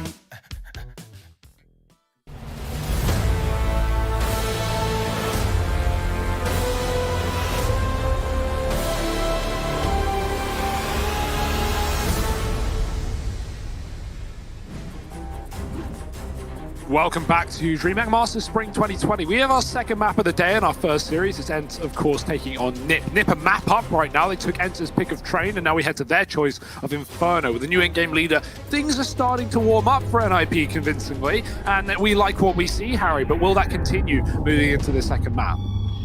Well, Hugh, I can't really see through these sunglasses indoors, so I'll take them off as we get ready to head in to the wonderful map that is Inferno. Betway, they're putting this one in favor of NIP, and I think justifiably so with how the Swedes have been looking today. Ooh, lots of nades purchased up here on Rez and Plopsky. This fast push down through mid from Sergey, well, it's going to get smoked off. However, while they're so busy looking at this mid flank, Alu and Yampi both go aggressive down Banana, and if you've blinked, you've missed this round. I hate to break it to you, it's over. Yampi with a double, and ENCE aggression just everywhere. Yeah. They push every extremity, and they find the round on the back of it. It looks like NIP were ready for that as well. You see that? It looks like NIP were ready for that as well because, yeah, they had, like you said, loads of nades, smoke flash nade on 2 players, and they see the push coming in, and they know if they die, if either of these nade players die, their entire game plan is out of the round, and so they have to smoke mid, they have to smoke ENCE off, essentially giving them like fights for free. They get to fight ult, they get to fight Banana, and ENCE just pick their battles really well. So yeah, that's a nice round, and ENCE, they're not going to stop with the aggression either. The confidence is flowing. You can taste it in the air. Alu's pushed down to T ramp. He's going to back up eventually with a smoke at his feet. And NIP, they wrap ult to come back down middle. With a smoke down in mid, they're not going to get punished by ENCE, luckily enough. But Sergey's holding from a range, or Sunny, rather, is holding from a range with that FAMAS, trying to bait them into Alu's close position. Sergey, however, is under porch and has support from Yampi, but he's about to get smoked off, leaving Sergey hung out to dry. Oh, Ariel's keeping the apartments under wraps, but now that he's lost his short player, he had to rise to the occasion, and he will. 3 in the round for Ariel, and a second on the board for ENCE. I'm trying to work out who that is. Second from the right. I think it's Ariel far right, and there's a dude with a hat. I'm guessing it's Yampi, but I don't know. Just because after the pistol round, he was celebrating, putting his hands in the air. Either way. I mean, I like to think their prac room like blares the easy for ENCE music kit after every round end, just to keep the squad motivated. If their games didn't already. Oh my goodness, that nade does so much damage while it only kills 1 player. It brought a bunch of others down into a very vulnerable realm, but somehow, I don't know, the P2s have been able to mop up both players at B, and ENCE, they might let this full eco with, you know, just a couple of pistols upgraded into from NIP slip through the net. This is where that nade damage is going to be so valuable though, right? Every one of these players is pretty much a bullet away from death with the exception of Plopsky. Ariel and Sergey aren't to know that though, and that's what makes this 2v4 scary.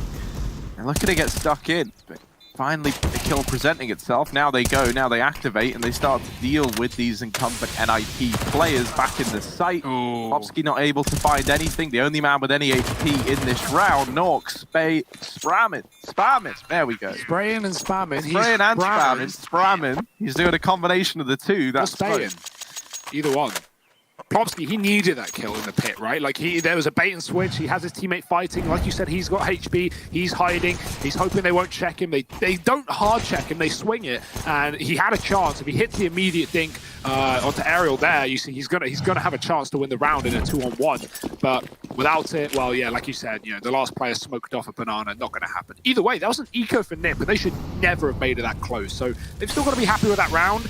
And luckily, ENCE had rifles on rotation. If those were lesser than rifles, if those are UMPs, I don't think ENCE would have closed that 2-on-4 retake. So now armed to the teeth are both teams. We have Twist on the primary AWP over Nork, but honestly, that's fine. Nork looked excellent with a rifle as well, back on train. Alu's taking his over towards the long side right now. NIP not really pressuring the middle area. Looking to flash up Banana, not committing though. ENCE playing passive in this site. They're going to retake some control though. Molly smoke thrown down by Yampi to push the top of Banana. And in the meantime, NIP go, that's fine, you can have it. We'll have mid. They smoke long. They cut Alu off. And they leave it down to the 2 inside of the site playing a crossfire. Ariel and Sergey, balcony and site, waiting for this commitment. Oh dear. Hey. Ooh, still through the same gap, he is able to get it the second time around. Man advantage taken now for ENCE, and the rest of NIP try and pull the trigger on this site push.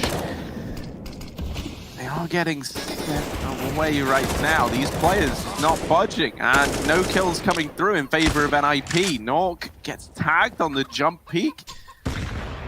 Oh, he's in a 1v3, 10 points of health, and he will get mopped up there. It's 4 on the board for ENCE. Yeah, Nip get very scared there of Sergey for some reason. They smoke off Alu on long with a motor smoke. They kill Aerial Balk, and then Sergey gets one. He kills Plopsky in the site. And NIP, they have 2 players just sitting there in the corner, like jiggling and wiggling and waiting for a moto play and not trading Sergey.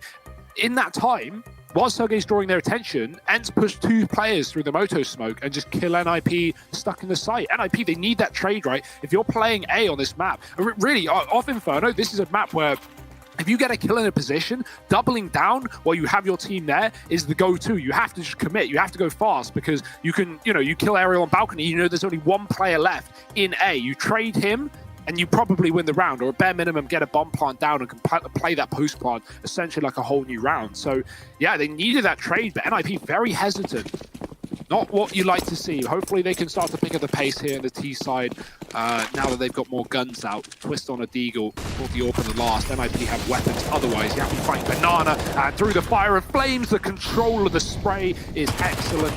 Aerial waiting at the bottom of mid. He finds the bomb as well. And ENCE, they have no fear of getting aggressive. This is looking like an excellent CT side right now. And Hampus in a 1-on-5. Good luck, buddy. It just ain't happening.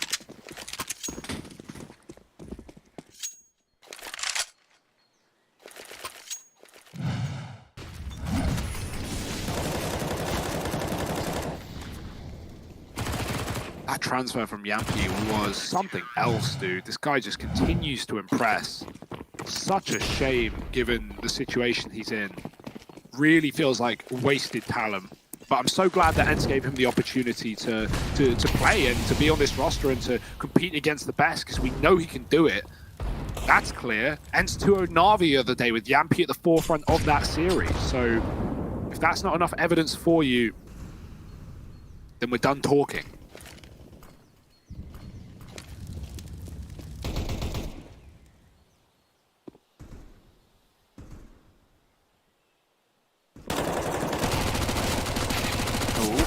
Time, the attempted aggression. Not going to bode well for a man like Yampi. 4 is irretrievable. Sunny is now looking for his time to shine at Banana. He gets mopped up. Alu, 3rd man here. There's just more and more. It's like a clown car at the top of B, and each time more people seem to be getting on out, but finally they've muddled their way into this B bomb site. Twist in a 1v2. Does this time have armor behind this rifle? Looks to take an aggressive lie down here towards CT. Twist tucked in the ruins, and he's looking to ruin this round for the side of ENCE. Just about survives the journey. Re-peek in, but Aerial is ready. And this continues to be flawless for ENCE. 6-0 on the board. Trying to find the AWP from Alu. He died in that close position. It probably is still there. Aerial's teammate dropped a grenade when he died, and it tagged Aerial for 30. I thought he was going to die off the back of that, right? Like just the shake of the screen and the fact that grenade hits you will put him off, but he immediately gets that kill. So great work from Aerial, continuing his streak. He's 11-1 right now. You see Sergey pulls a nade, it drops, Aerial gets tagged, and as he gets tagged, he takes his shot. So yeah, great work. Cold, calm, cool, collected. All of the C's here for ENCE. And they're going to see what they can do in this 7th round. 6-0 right now. NIP, it's not like they haven't had rifle rounds. They've had plentiful amounts. They've even had this AWP in play, so NIP going to need to do something soon. Bit of attack through the wall. Oh dear, a lot of attack through the wall. Aerial, he goes back for more, and well, he won't go in for a 3rd, eventually giving that one up. There's going to be a repush on short as ENCE set up with a boost and a double setup here. Aerial baiting them in from the corner. And this is a good call from ENCE, right? Every time NIP have taken mid, they smoke long and gone short. So ENCE trying to get ahead of the curve.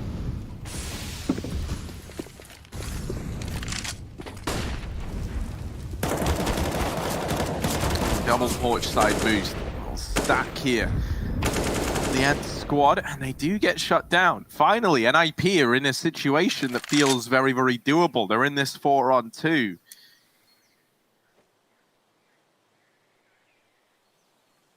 And Rez just waiting. Holding his ground outside of B. Oh, I like this gamble from ENCE. But is it right? Look at Nork. Yeah, that's the problem, right? Nork is now saying, guys, A side's looking pretty nice right about now. And they will rotate off of Banana. For ENCE, this is just going to be the save, right? You're 2-on-4, you try to take the gamble over at B, and the benefit to doing this is that if they come your way, right, you're in that 2-on-4, there's a chance you can find something. And if they don't, well, you're grouped up, you just hold on to these guns, you don't risk losing any. So it's here in round number 7 that NIP finally break the streak of ENCE and get their first on the board. Now, this can't just be a flash in the pan. This can't just be a one and done for NIP. They need to keep streaking this together. And the problem they're going to have is that with such a strong start from ENCE, it really is going to feel like a grind until you get yourself back in that position where you go, yeah, okay, we're in a good spot in this game now. Because the investments are going to keep coming through thick and fast for the ENCE side. Especially if they're able to hold on to this AWP and M4, which it certainly looks like right now. NIP, they kind of have more to lose from chasing this than they do to gain. Yeah, I was going to say, it's important that NIP get away with 4 in their first rifle round, right? Because, again, you know, the classic case, if it comes down to clutch, if one player survives, well, NIP, they win the round, but at what cost? They're not going to have any money. So that's not an issue here. NIP can continue to buy, they get the AWP in play, and things are looking pretty damn good for the Ninjas. Double AWP, though, for ENCE. This is the time. They wait till they lose their first round before they try and throw something new in the way. Yampi's got his towards B. Deep grenade going down. Molly on the logs to nice twist from getting up on top of it to fight that corner. He's got to take a more standard approach, and, well, it doesn't really matter to ENCE. They've only got one player here. Temporarily, Sunny's going to begin his rotation, and will come back towards the coffins. Here's the contact being made, and Yampi, he'll hit that shot every day of the week. Twist is gone, and the AWP removed, at least from NIP for now. Nort could take it, but he's the one man who's not in this group up towards B. He will come late to join them, and will probably save that weapon or pick it up when going into a post plant if NIP can find the entries. That AWP is so good at just locking down Banana in a post plant here for NIP. But 2-man setup for ENCE. They re-smoke things off, and NIP have to just hold off another 15 seconds. That 15 seconds is only going to give away more evidence, essentially, to ENCE that this one's clear. And what we've just seen on A is Alu's flashed Sergey for a mid-peak. And so now they know that mid's clear. A re-smoke coming through. Alu could rotate, and often at times probably should rotate. But because they're a man up, ENCE don't feel the need to. And they'll deal with this 2-on-4 as NIP commits. Peak. That first shot and the follow-up still alive, and even manages to tag the man on the third. The nade will rain in and deal with him. Yampi has kept this in the advantage of ENCE heading into the retake. The Molotov burns out the low HP Hampus for Nork. He gets tagged down very low there, goes back in with the re-peek, hits the shot, but it's not the killing blow. And so the defuse coming through for the ENCE squad. 3 players staying alive. The good times keeping up here for ENCE over on this CT side. NIP, at least with the loss bonus pretty much maxed out and getting the bomb plant, have more than enough money. Also with 4 players surviving in the round prior. So the reinvestment's going to come through. Yeah, and if this goes to Mirage, right, I'm actually really excited. If you look at the numbers just on its own, NIP, it feels like they're not a very good Mirage team, but it's just a map they don't play. In the games they played it, they lost an overtime to Vitality, they lost a double OT to FaZe, they beat Fnatic, they fell by a single round to Complexity.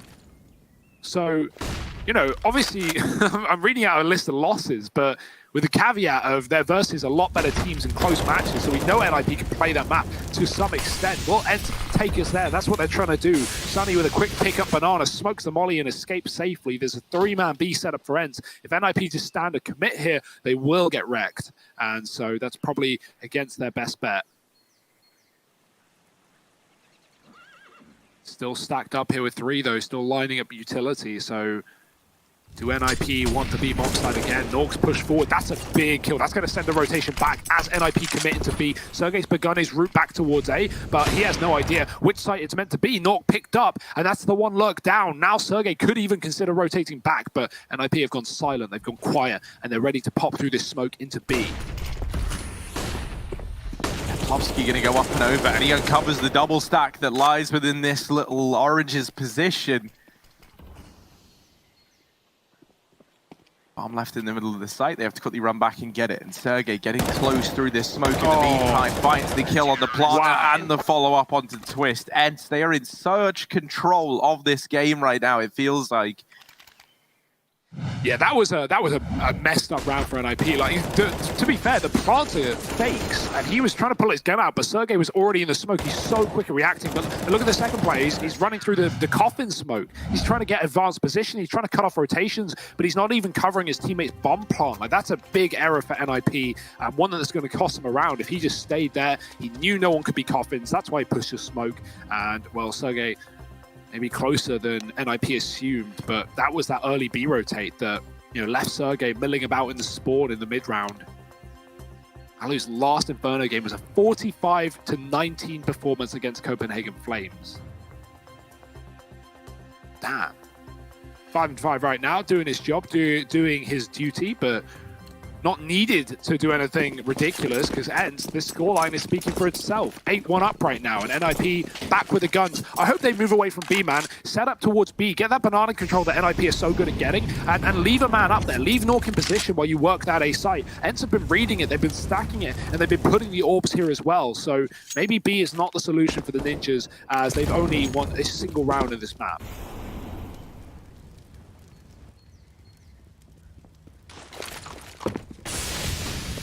Oh, they're going to go fast. They're going to give another go. They really love this B site, but it doesn't love them back. However, Rez showing us exactly why. And he throws this deep CT smoke that we've seen teams really started to take advantage of. Plays close on the other side of it. And actually gets caught crossing into the ruins by Aerial. So a 3-on-3 gifted over. Rez didn't really need to start spamming that smoke there. That's one of the advantages of having it, is that you can just sit on the other side and you're guaranteed like a win on the fight of the players that come through. So now losing him, it's given up this deep CT control. It allows ENCE to start to move back in. Nork and Hampus left in a 2-on-2, and Nork, he is going to deliver the spray transfer to deal with them both. Second round on the board for NIP, but it's not worth celebrating yet on the NIP side of things. They still have a ways to go before they get back into this map. Yeah, that was a different approach to B, which is nice for NIP, right? You know, they went for the same site, but they did it on contact. They didn't, you know, do the standard, oh, we're going to throw execute smokes, and then ENCE do what they always do, which is just drop a Molotov and slow things down by not only 7 seconds, but that draws Sergey on the rotate from long so often. So, yeah, NIP, they just take banana, ENCE go, yeah, they're going to do the same thing. They're going to default for a minute and a half. No. NIP pop in, they get a double entry off the back of Rez at the cost of 1, and they close the post run. Even though it gets dicey, a round is a round, and NIP will take what they can get, because now the economy of ENCE is on breaking point. We have the AWP, we have an M4, but that is pretty much all you can be happy for ENCE in this round. That being said, Alu, we know what he can do with this gun. And the main weapons for ENCE split 1 per site. NIP are yet to know that.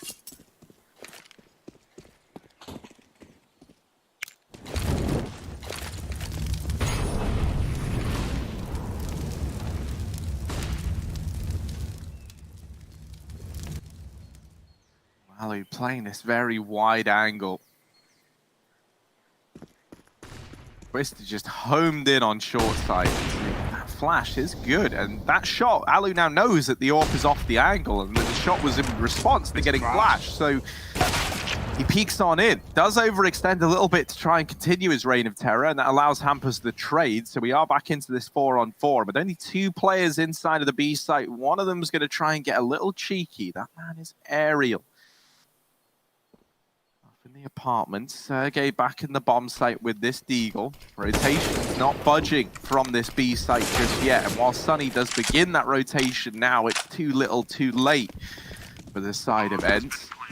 left in this 2-on-4 with no money looking into the future. NIP, they've got ENCE right where they want them if they want to grind back into this game.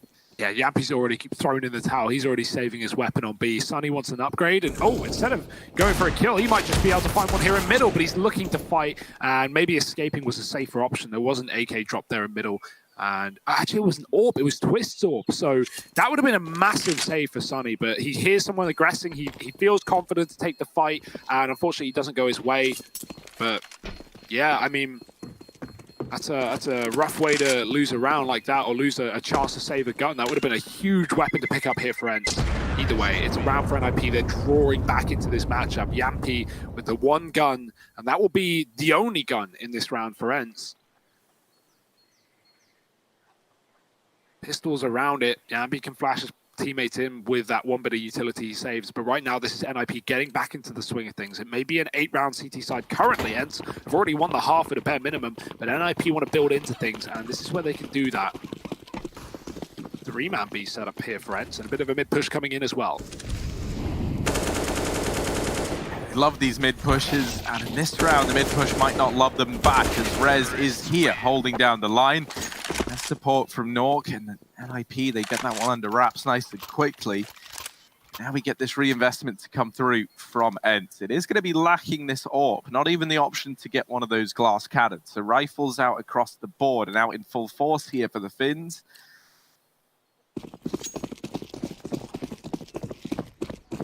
NIP slowly but surely stumbling back to their feet and starting to recover this T side.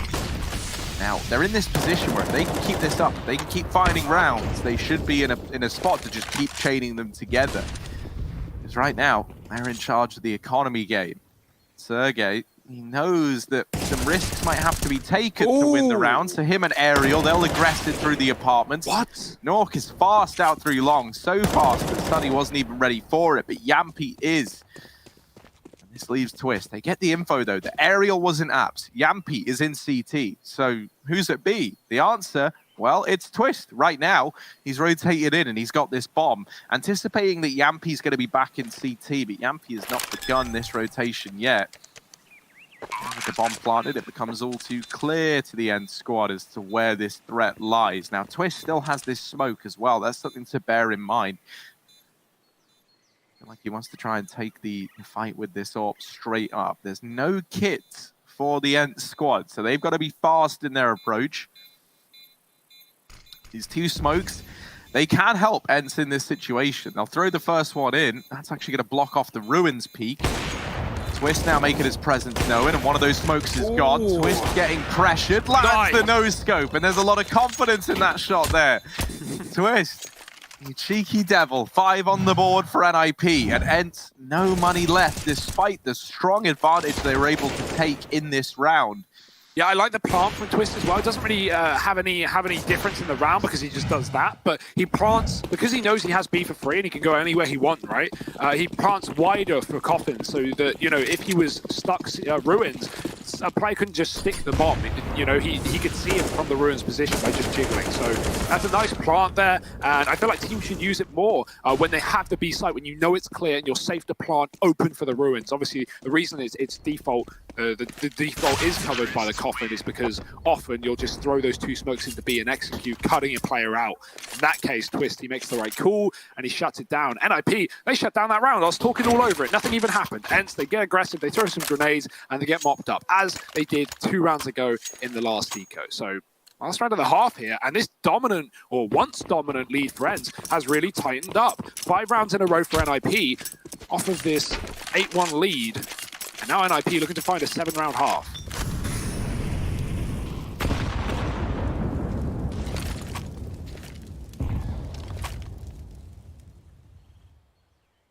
That would be quite the recovery when you think about the fact that they were 6-0 down at one point in time. I mean, they were 8-1 down at one point in time, right? So this is a great streak from NIP. Alu's kind of sick and tired of us talking about the Swedes, and so he's trying to get us hyped up about ENCE again in this round. He's already taken a man advantage for the Finnish squad.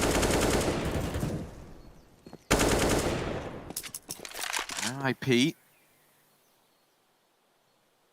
Able to deal with him yet. Alu is still floating around in the top of mid, pretty aggressive. And that player crossing, Hampus, never even got the info that Alu was in this position to maybe wide swing.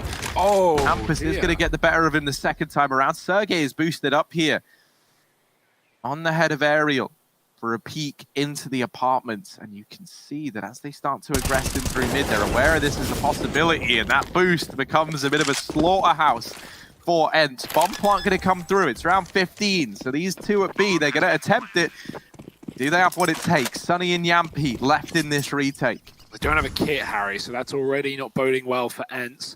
Nork naded Boiler from the T stairs there, so he really blew Sergey out of the water in this round. And now ENCE, they might be drowning in their own blood. Flash for Yampi is all they can muster. Quick pop for Rez, blinds himself, but not an issue. He's not fighting yet. Now he will. Damage done to Sunny. Here's Yampi on the corner, and he's cleared up as well. Rez and Popsky shut it down, and NIP recover from an 8-1 lead in the favor of the Finns, all the way to a split down the middle at the end of the halftime. We're going to see if NIP can keep up the streak, or if ENCE will come alive on the T side. Join us after the break.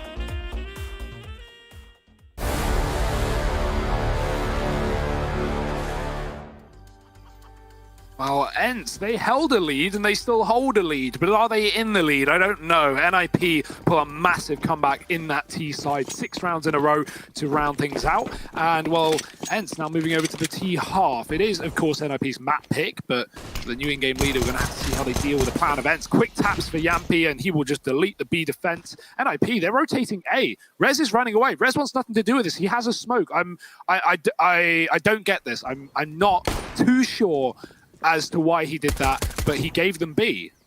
He was in CT the entire time. Like, unless you're trying to like play ahead of the game and be like, oh, they got B picks, they're going to go A, but Yampi got 2 immediate kills, so of course ENCE are going to commit. That's a very weird one. Well, there might be more weirdness, Hugo, before all is said and done, because keep your eye on a guy called Alu. We all know him. Some of us love him. He's down here sneaking in the back line, and he's going to deal with these players wrapping in. Rez falls, and that round really does fall apart for NIP. Yeah, the only way I can try and understand that from Rez's perspective is because Yampy got those kills as a deep smoke bloomed at bottom B. So maybe in his head he's thinking, oh, like you'll see here, Yampy gets kills, there's the smoke. Obviously ENCE are pushing that smoke. They've just got 2 kills. Why wouldn't they? That's always going to be, you know, max 1 more player there, and even then, unlikely. So yeah, maybe Rez tries to overread the situation, or someone makes a bad call, but yeah, that felt like a throwaway for NIP. That felt like it's still a doable round after those kills. But now, ENCE are going to reap the rewards. They're going to be benefiting greatly. Nice grenade from Rez, but it's coming at the cost of ENCE rushing A. This rotate is a better one for NIP. They see the 1 man in B, and, well, unfortunately, they're too late here. ENCE have already sped up. Hampers is trying to scout. If he can get even 1 kill here or soften up some targets with a deagle, that will do some damage. Rez is going to try and capitalize, but 2 kills coming through. 1 for the long side, even with the bomb dropped in the library. Naught can't hold on to it, and ENCE, they're going to go 10-7 up. Things are looking good right now for the Finns. I love the pace, nice and fast, decisive T-side, and that's something that NIP definitely didn't have. Like, for sure, they get 7 rounds, they look good, but I wouldn't say that NIP played decisively on the T side. They went A twice in that half, once on a full eco, and once in a rifle round where they just couldn't trade out Sergey in the site, and then they went B for the rest of the game. So I already like what I'm seeing from ENCE here.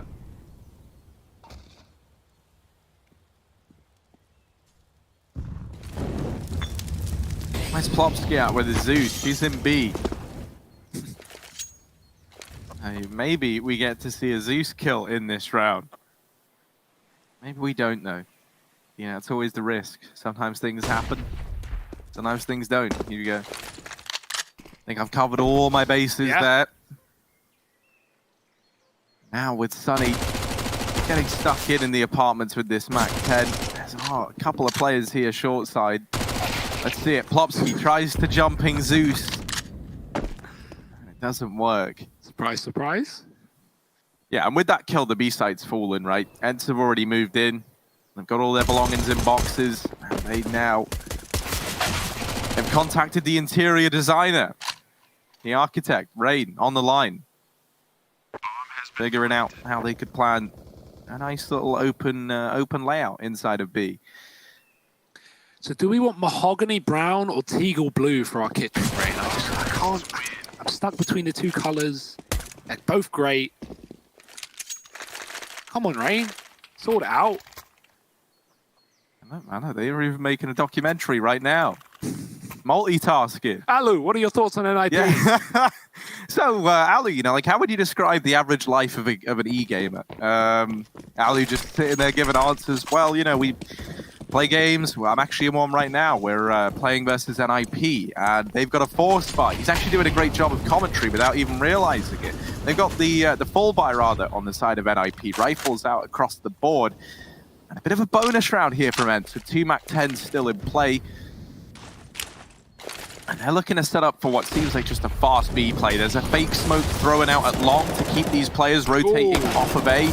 And Nork and Plopsky at B, they don't really care. They don't need the reinforcements. They've held it down very favorably between the 2 of them. And they're continuing to dish out this damage now. Rotations even arriving. There's no flash for Twist to go through this CT smoke, but he just runs it dry and comes in through the back line. So an 8th now on the scoreboard for NIP, and this game still has some mileage on it yet. Yeah, worth noting that was a bonus round for ENCE right there, 2 Mac 10s, so a player like Nork is going to get away with a lot of value for a position like that. Headshot angle far away, and the Mac 10s can only do dink damage, they can't kill him. It's going to be around for NIP, and they can build off the back of that, right? Now with lots of money, even more utility, yet to field the AWP on either side, but, you know, we'll wait for that one. There was money for ENCE for it, they just don't have an interest. And Sergey, he's going to get mollied at top B, but he will take control. Good grenade from NIP onto Alu.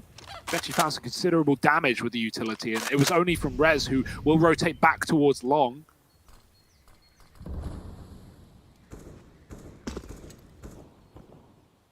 NIP wait with his crossfire in B, but of course the CT smoke would render Nork useless from this position. He spots a player dropping, and he will fall back. Plopsky has a molly for when ENCE commit.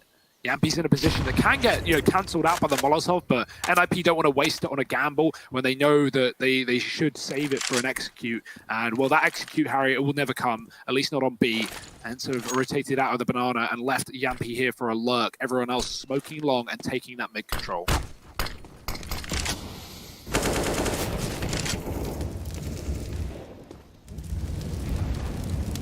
do get out into the top of mid, and Rez is still holding close. He's going to get rewarded with that kill onto Aerial.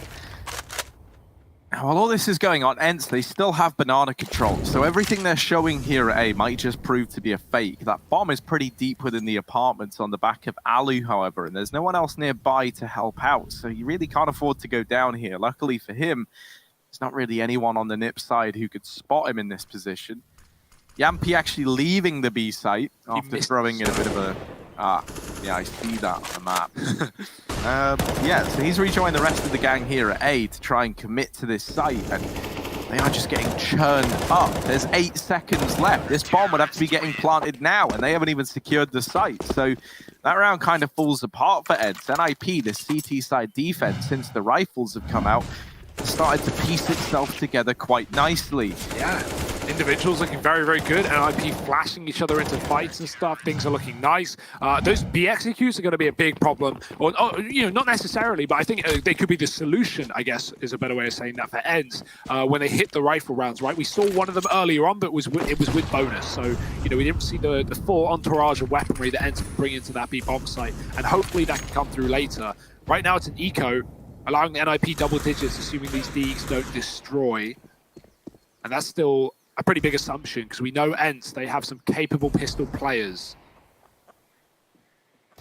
Whereas watching Boiler just misses the timing as they get into that position. He's going to take some shots, but he's only trying to draw in attention as he waits for a hallway burst. Nothing here, though, from ENCE. They're just congregating in middle. Yampy lurking B again.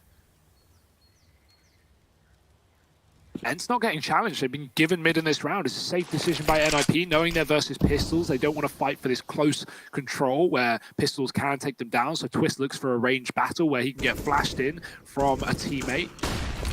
Oh, he's going to come down. He is white, though, and that will give ENCE the room to move into CT. There's the info. Twist gets it. He knows at least one. He didn't see all 5, though, or 4, rather, and that's a big problem now for NIP as they have to go and patch that hole. Twist with some damage. Hampus drops the bomb. Sunny hung around with it, and that's a massive mistake as ENCE. They were splitting B, but NiP have turtled inside of B, and NiP owned the bomb. Luckily enough, Alu catches Twist and a gun with it, but this is all over the place. That bomb still hasn't been secured, and neither has B. Plopsky was waiting the entire time, knowing Yampy was lurking banana, and Norca shut down a CT player. One by one, ENCE are falling, and it's all because they can't make progress as a team because of this bomb. Aerial's finally gotten it, but he is not going to get out of the round. And dear, oh dear, that is not how ENCE wanted that to go. I imagine they would have just sped fast towards B if Sunny didn't die there, and that would have probably gone a lot better for them in a 5-on-2. Yeah, they're going to call a pause. I don't blame them after that one. That is a mess.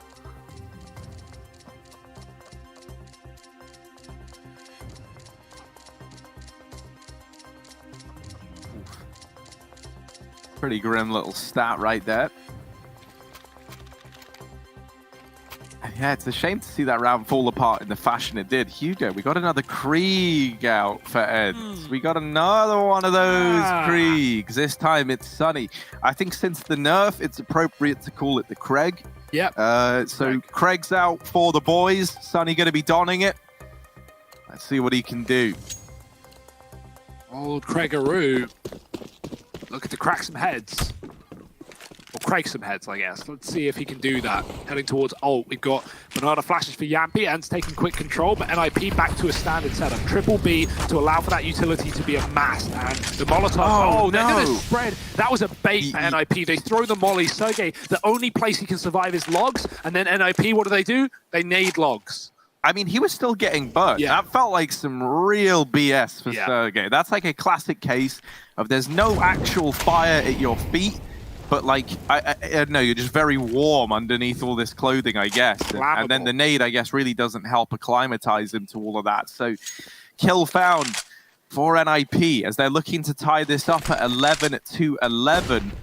Aerial going to try and recuperate these sunk costs. Getting out over here towards short side. Now, there's a very heavy lean towards this A bomb site from NIP. Plopsky is alone at B right now. If he falls, that would be very, very bad. So he can't afford to take many chances here. Calls for the rotation of Nork back round. And while this has gone on, ENCE, they've actually re-geared back up and now look to hit this A bomb site. Now, there's a pretty scary crossfire here, right? 2 players over at porch side, 1 tucked in the cubby at long. They've just seen Twist getting down off the boost at Porch. And Rez has actually fallen back out the cubby as well. So NIP, they dismantled this crossfire that they had set up. Fall back into these more passive angles. And Sunny with the Craig opens the round up. Aerial moving in next. Twist falls. It's Hampus alone down in the pit, and Yampi's going to best him.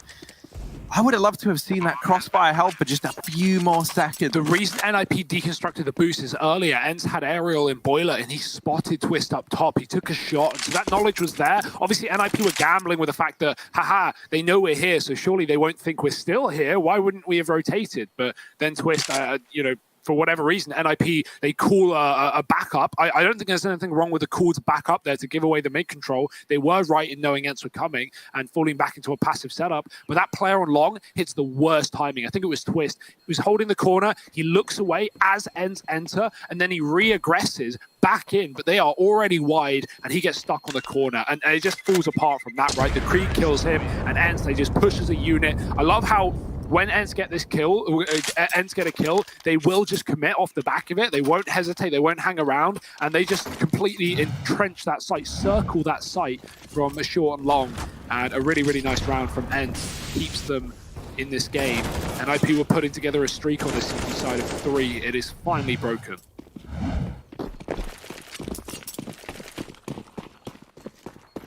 And an AWP. Finally, it is here. But not for Nip.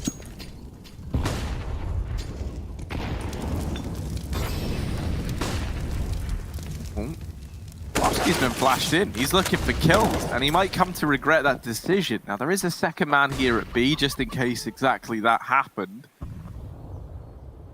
And at this point, you're kind of like trying to tempt ENCE into committing to this play on the back and getting that kill, and they won't suspect necessarily this double setup here, especially not because Nork still hasn't been spotted as far as they're aware.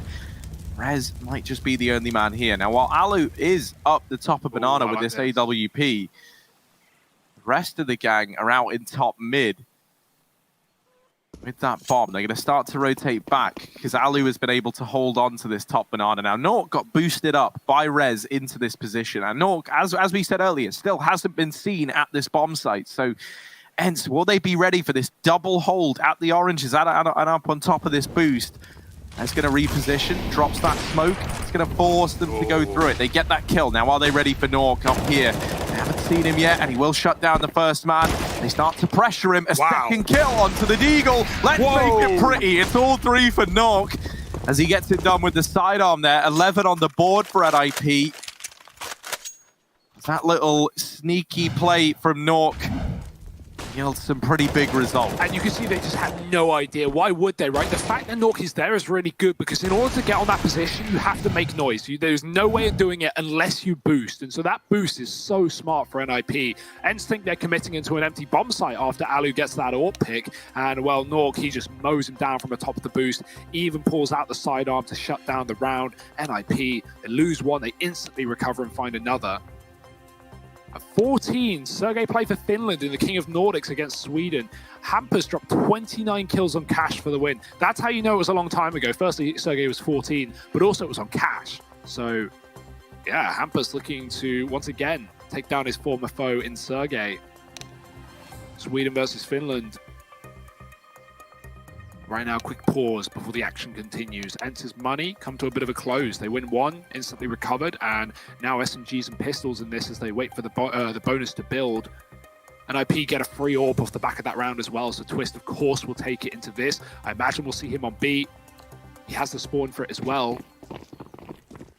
But actually heading elsewhere, back towards A for the long side. Of course, yeah, NIP run triple B with Rez there on the utility. So Twist is going to remain on the A site, and NIP will get aggressive. I like the call. It's after a pause as well. ENCE might not expect it, but a missed grenade. It hits his teammate and does a hell of a lot of damage. Oh dear, but there is this 3-man lean over towards the B site. Hampus has aggressed out mid as well. However, while all this has gone on, it's left one man at A, Twist with the AWP, and he's staring down mid. Players are in the apartments, and NIP, they don't know exact numbers, but they know there's a lot of players here at Banana. It might be more than they're accounting for, though. And this A site is a real vulnerability. Twist is now all alone, and there's a player out balcony. Twist is dead. He's gone. This A site has fallen.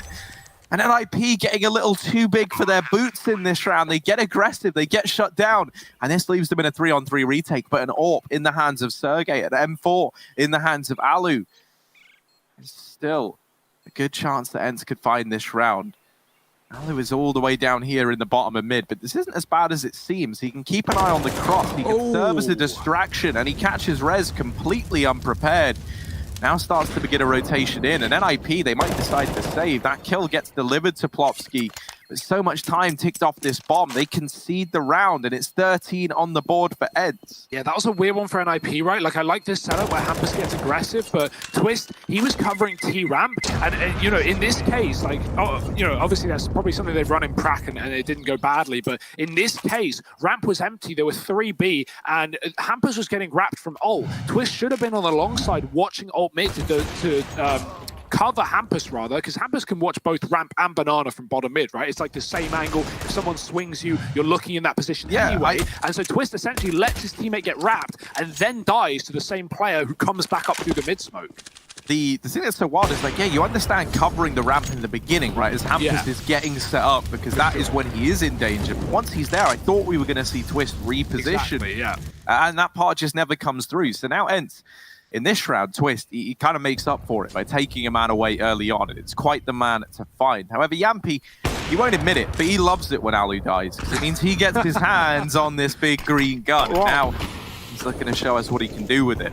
Yeah, that is not wrong at all. I'm sure Yampi prefers having the AWP, but, well, Plopsky is going to send him back to the graveyard. He goes, nope, that's Alu's. Can't use that.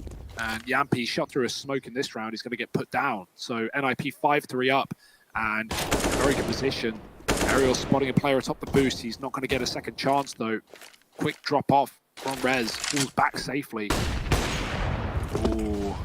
Boost up in B for NIP, but ENCE committing towards A. They've got 3 up, and the molly on long continues to throw spanners in the works, continues to delay ENCE on this aggress. Ariel has grenades for the pit, but it's a crossfire from the site of the balcony, so this utility finds nothing, and Ariel now knows that's clear. He jumps on top of the barrel and spots for a potential exit, out of which there is none. That long smoke fades, and Twist didn't realize he's up for the chopping block. Sergey takes him down, and now this site just got scary. Now there's a wrap coming in from long side, and that needs to be contained by Plopsky. He can't do it. He can't step up. Rez now holding down the line. They mow up, or they mow down, rather, and Rez finds a double as both of them walk into his crosshairs. Low time for ENCE, and not a round for them. It's going to be 12 on the board for NIP. Yampi taking fate there as well, shooting through the smoke. Only draws a shot right back. And this is such a close game right now.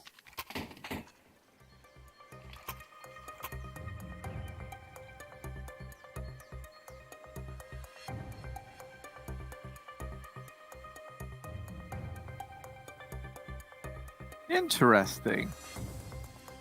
Very, very interesting. Ah. AK's better.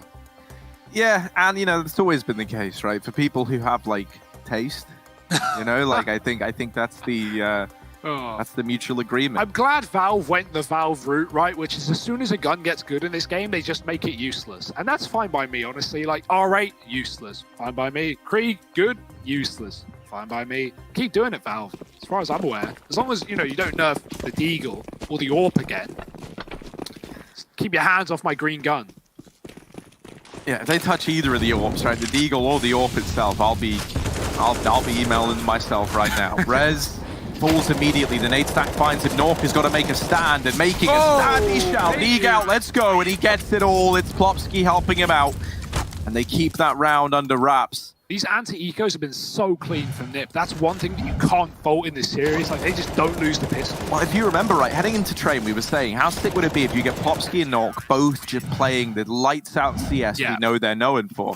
Well, Hugo, look at this scoreboard. Between them, they have 47 kills in this game right now. They are both showing up. And the fact that they're both B-site players, that's stellar, because it makes this B-site, like, terrifying to try and move into if you're ENCE. They're going to set up for an A play here with one man actually going out of the apartments now. Slowly but surely taking this banana control. It is just the full eco here for the ENCE squad, but we've seen them find success in rounds just like this. And that little tag there onto Twist is going to help out. I want to see a bit more from him on this AWP, right? Because Nork, right, we've known him to be this kind of hybrid play, you know, playing with the AWP and M4. He's looking great.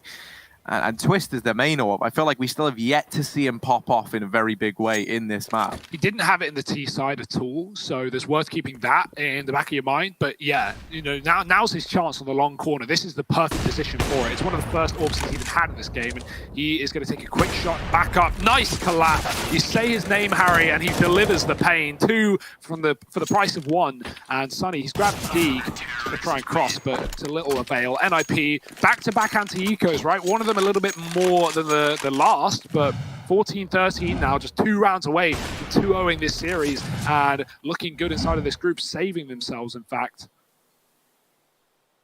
And this has got to be the round for them. This has got to be a recovery, otherwise NIP might push it over the line.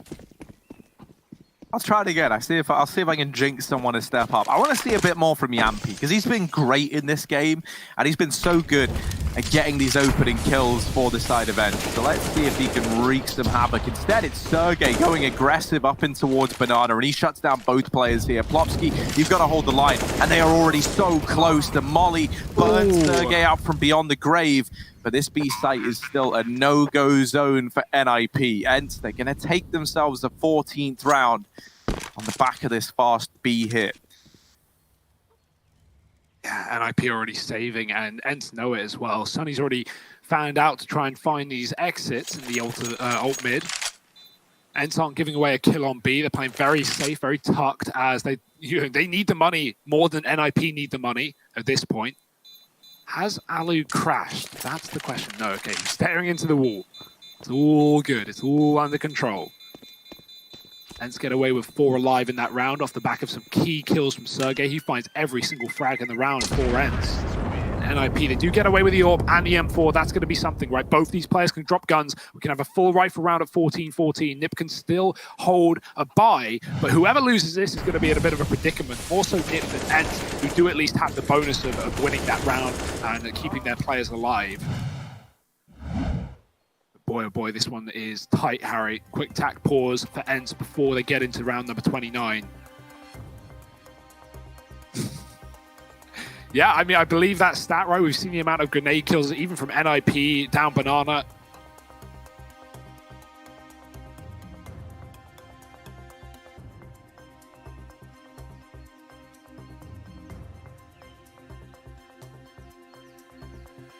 Alu's hesitating with Utah. I wonder if he wants to save the money to buy the AWP next round, right? Regardless of how this goes. Now, he's going to do it. I'm reading into things, Harry. But either way, back into the action. Nork on the AWP, he's taking over Twist. I really respect Twist for this. He's clearly gone, Nork, take the AWP. I don't feel it. You have double my kills, over double my kills. This is your time to shine. And let's see what Nork can do with it towards B. Yeah, he didn't have a good spawn to take the early fight, and he'll decide against it. And I like that decision as well, right? Because NIP, this banana control that they've gone for aggressively, it's kind of given and it's taken based on just how the immediate heads-up duels go. And I think ENCE, they've really accommodated this this aggression and started to use it against NIP. So in this round, it's a much more reserved approach. Now, ENCE, they're setting up for an A-side play. They're just going to commit into this bomb site. And NIP, they need to start rotating players around now. These 3 players in the site, they've got to buy time, because if they fall right away, this round is over. And what do you know? They've fallen right away. This round, it's over. That's such a shame for Nork on the AWP as well, right? We didn't even get to see it play into this round. That's the first apps drop we've seen since, I think, round 2 of this map, which is NIP on Glocks bursting out apartments to really no success because of the Glock. So yeah, ENCE, they throw in something new at round number 29 and it catches NIP off guard. Some quick kills, even with the advantage going in the way of Nip. Rez drops Yampy before anyone, and still ENCE trade their way to a win. So nice round from them. They might be able to take us to a third here. That third map's going to be Mirage, and a lot of question marks as to what we're going to expect on that one, right? Obviously one that we know ENCE enjoy, one that NIP don't tend to play, but when they do, they often are competitive, even if it isn't necessarily a win. Popsky desperately trying to save this gun. Even taking a fight here is a risk, right? He just wants the info, smoking them off and saving his weaponry. So yeah, no chance that ENCE are going to take away a gun in this postcard. They get close, but close won't cut it. 15 rounds though, that will. ENCE only 1 away from a third map in this series, and NIP 1 away from an overtime in their map pick.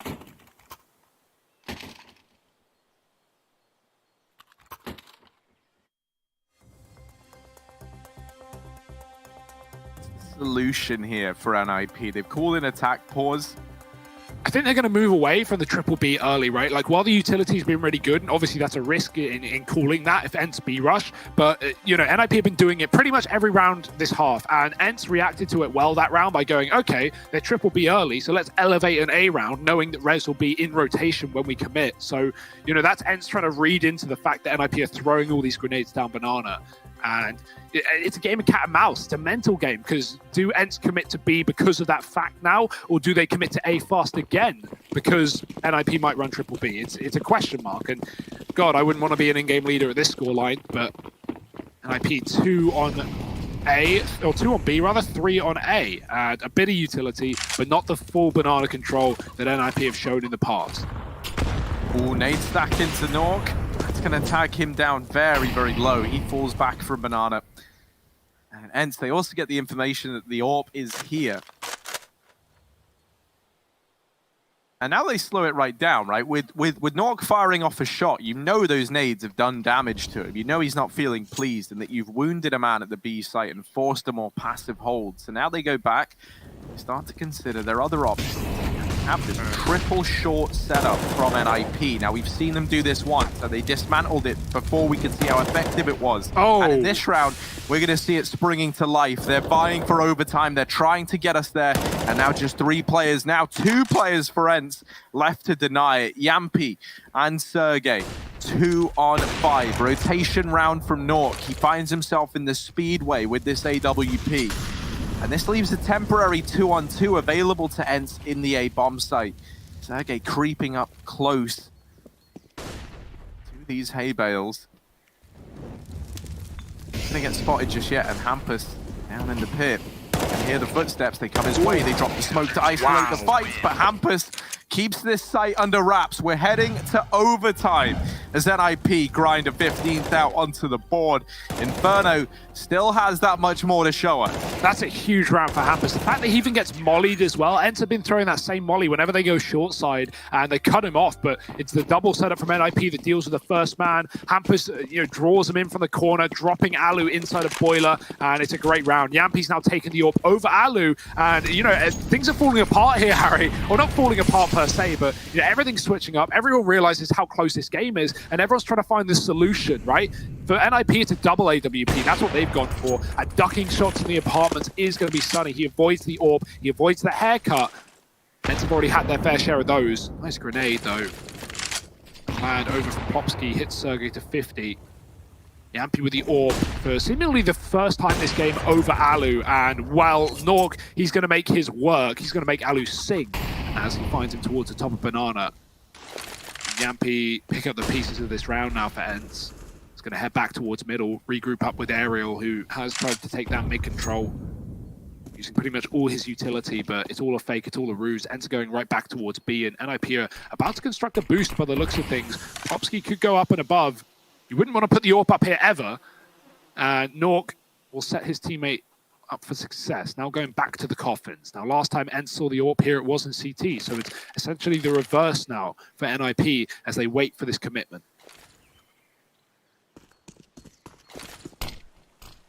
And this hold at B between Nork and Plopsky has so often stood the test of time. Now they've got to do that more than ever, and they've got a second man in Rez in rotation. He's going to flash through this smoke, and that allows Plopsky to come in with this peek from up on top the boost. Rez finding another, and through the smoke, yet more damage getting done. Yampy and Sunny left up in this 2-on-5, and even more damage done from Plopsky on the boost. Sunny is going to take the advantage over Nork. Secures that kill at least, alleviates some of this pressure that's close in the site. Yampy just gets naded out of the round, and Sunny followed up onto from the banana flank. NIP going to take the first here in overtime. Man, the use hill for NIP just continues to be top tier, not just banana control, but even in the retakes. And Alu pouring out for your homie Alu here, because he gives the AWP over. He then takes a peek that if he had the AWP, he probably would have won. But he has an AK, and so he peeks right into the AWP at top of banana and immediately gives the advantage to NIP. From the very opening of that round, ENCE were fighting a 4-on-5, and they will fall in the 31st. Lots of numbers here, and all of them in favor of the Swedes, but that can turn very quickly. Alu's requested his AWP back, and Yampy will oblige.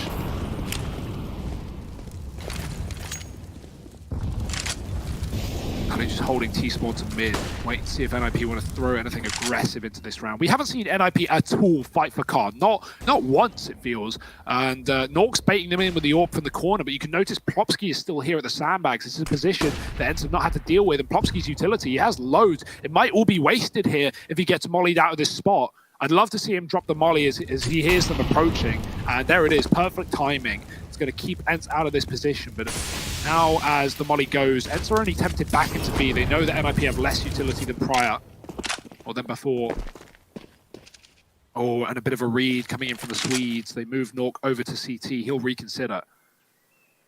And I don't blame him for not wanting to rotate A when ENCE go silent, right? Just run a standard setup. You don't want to throw anything away in OT. And here come ENCE. Rez backed into a corner, but he's fighting for his life now. Yampy will snatch it from him. And now the option to try and take a line in through CT gets denied by Nork on this AWP. And Alu decides the best thing for him is to leave this fight alone and focus his attention elsewhere.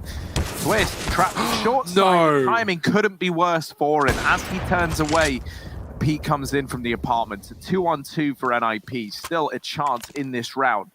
And the fact that ENCE have had to go and get this bomb out of Boiler has allowed even more time for these rotations to come in. Alu going to try and snatch this away, and the no-scope through the smoke has done it. Plopsky now 1v1 as he does find Alu. Just Sunny left to beat, but Sunny holds down the line. It's 16 on the board for ENCE as they tie this up. Second round of OT going their way. I don't know, man. This could have double overtime written all over it, Hugo. This feels neck and neck. Sunny is the bottom performer in the server, but he wins the one-on-one that keeps ENCE in this game. If they lose that round, I think this probably falls apart. But Sunny, what a crucial clutch. And he's going to save things here for ENCE. 16-16, everything to play for, everything to play with all the money in the world. It's not 10k OT, it's 16k. How we love it. Everyone can buy. Yampy's getting hit by the molly. Popsy's going to spam, but the flash is good. Yampy can play off the back of it. Popsy's stuck in the corner. There's a trade, but it's coming at a cost. All that util again gone in the banana and never needed in this round, but maybe it should have been because ENCE is still here. They won't commit. And IP sent a rotation that way, but that's exactly what ENCE want to happen as they look back towards middle. Longside smoke here will cut Twist out of this position. Drops a grenade, but ENCE are patient in their approach. That bomb storm banana is going to come and regroup in middle. Rez might want to begin a rotation right back towards this A bomb site, but of course you can never truly know on a map like Inferno. The info just isn't there for Nip. It's a gamble, but it is the right call to make.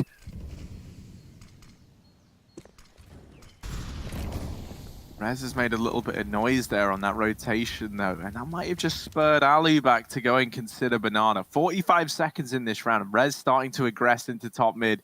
At this same timing, Aerial on the angle, gonna best him. Rez going for an info play, and even odds. Now this A site faltering for NIP. Twist left here alone. He's been pretty quiet all game, and we need him to step up now. Only one kill found. It's all onto Nork.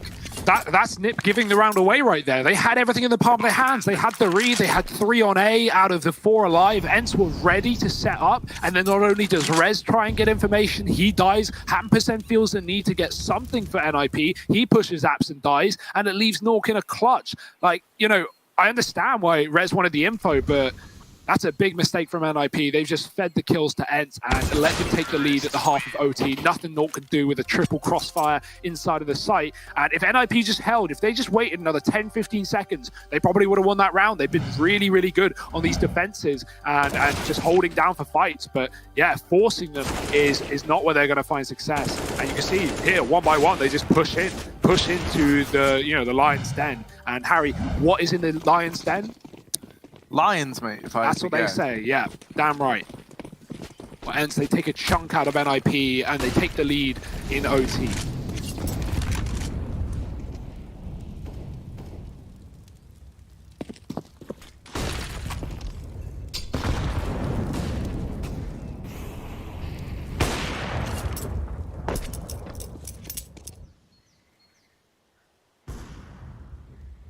NIP, they now need to go flawless if they wanted to close this out. They need 2 at least to lock in another overtime. ENCE need but 2 rounds here on this CT side. However, Nork is already making things tricky, as Nork often does. That's going to force a rotation away from this B site. ENCE had stacked 3 players here early on. And now Alu rotates away with the AWP. Interesting there. Rez takes the AWP because he's low and then gives it back.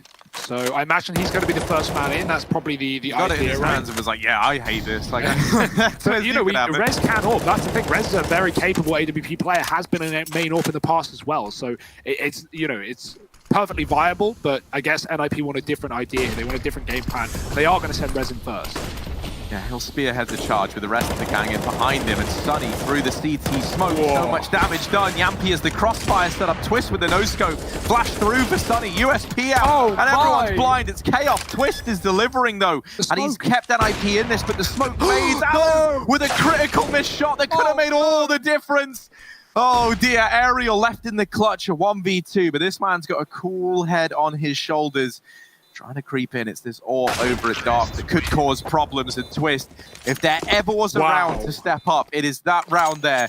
He goes from not really giving us much in this game to a 3K to keep the dream alive for NIP. They take the first in the second half of OT. They tie it up with ENCE. That was excellent for Twist. And now, right now, Rez is probably saying, whew, glad I gave you the AWP back, buddy. Because that could have gone very, very differently and probably not as well for NIP. They have stayed in this game. ENCE still looking to take it away with a heavy banana setup. Lots of grenades going down, tagging Rez once more. The receiver of the grenades in this game, it feels, him and Sergey. Ooh. Playing with fire and concrete. Ali shooting through the wall. He's going to show this AWP B and rotate. I like that call. NIP aren't deterred, though. They aren't scared. They're going to commit. They've seen Yampy on the corner. Popsky hits a scroll wheel, but he also gets the kill, so it's not a worry here as NIP look to commit. Alu has come right back, though. He hasn't rotated off of the site. And now NIP with a man up. They don't feel the need to rush. They can wait and see if ENCE make a mistake. Notice Nork is holding ult middle. If we see his perspective, Nork can hold everything down. He can deny any aggressive mid-play from ENCE across apartments and middle. And the longer he waits here, the more info NIP have that, you know, ENCE is still stacked inside of their sites. Alu bringing us back into a 4-on-4 and almost getting caught crossing back into CT. NIP stacked up outside of the B site, but they still have Nork over in the T apartments, just keeping this A site under wraps and leaving the option open to NIP to rotate back. But with 30 seconds left on this clock, there's not enough time for that anymore. So Nork is going to come and join up with the rest of the gang. There's still a smoke down at short side, and Sergey's aggressed there to try and get the info. If it's clear, he's not going to get that information. And now the B play comes in. Alu, 1 HP as he's tagged and forced back into the ruins. Hampus is going to lock him out of the round, and Plopsky will deal with Sunny. NIP, 4-on-2 in the post plant, and Hampus holding this angle into CT. All right, Aerial. Needed a couple more like that, though, for this round to be found. And Hampus, he's had enough. He wants this game to be over and done with. It's map and series point for NIP. Both these teams trying to dodge elimination, and NIP putting up a convincing case right now, one away from getting it done. ENCE, they're hoping to lock in a second overtime here with a victory in this round. Double AWP between Yampy and Alu. AKs across the board for NIP, not an AWP in sight. I want to do something fast here. Popsky has been a tank in this game, and just in this team, 30 kills right now. Nork, of course, has had his fair share of impact at 28, but Popsky, the entries into B are sublime in that round, taking down Sunny from the back of the box, getting dinked as well, but it doesn't stop him. NIP, they might go an apps drop here, right? We said this is how ENCE got to OT in the first place, and so NIP, they're going to use that against them, a strat that they haven't even shown in this game yet since round 2. In the first half, Sergey flashed out. It's going to be a fast play out boiler. They're just going to burst short side, and Sergey not spotted. His shots go nowhere. Popsky trades, and Nork jumps out of the apartments to save the day. It's only Aerial in the pit, and that's a great round for NIP. They speed it up, they don't stop, and they commit off the back of the kills. That was the problem with the A site for NIP earlier, but it's not a problem today. Instead, it's ENCE maybe falling short of this series in a 2-on-4. Yampy doing damage through the smoke, but not enough to find a kill. Him and Sunny, they've got to come together now to keep this one rolling, and Sunny does get that kill. 2-on-3. And these 3 players for NIP are all tagged up. They're all a little low. Sunny caught crossing, and Yampi falls there in after. NIP, they take the series in 2.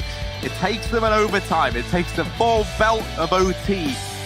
But they managed to get it over the line on Inferno. That was such a great game. That was so competitive. I know the first map didn't feel that way, but ENCE did pull a bit of a comeback, and they really showed up on Inferno as well. And I know, like, we look at ENCE as a team, and they give the reasons of, oh, we need more time with our roster. And they've done that throughout iterations as adding teams. And while it's a fair argument, you know, people kind of laugh at it. I feel like you give this ENCE team some time, and they really can be contenders, because Yampi's looking sick in the server. Him and Alu with his double up is really exciting. But of course, it is NIP to take the win here inside of the group, saving themselves as well as they take down ENCE. So a great series, but not our last one of the day. We do have Godsend versus Spirit, the culmination of Group C, coming up in just a minute. So join us after the break.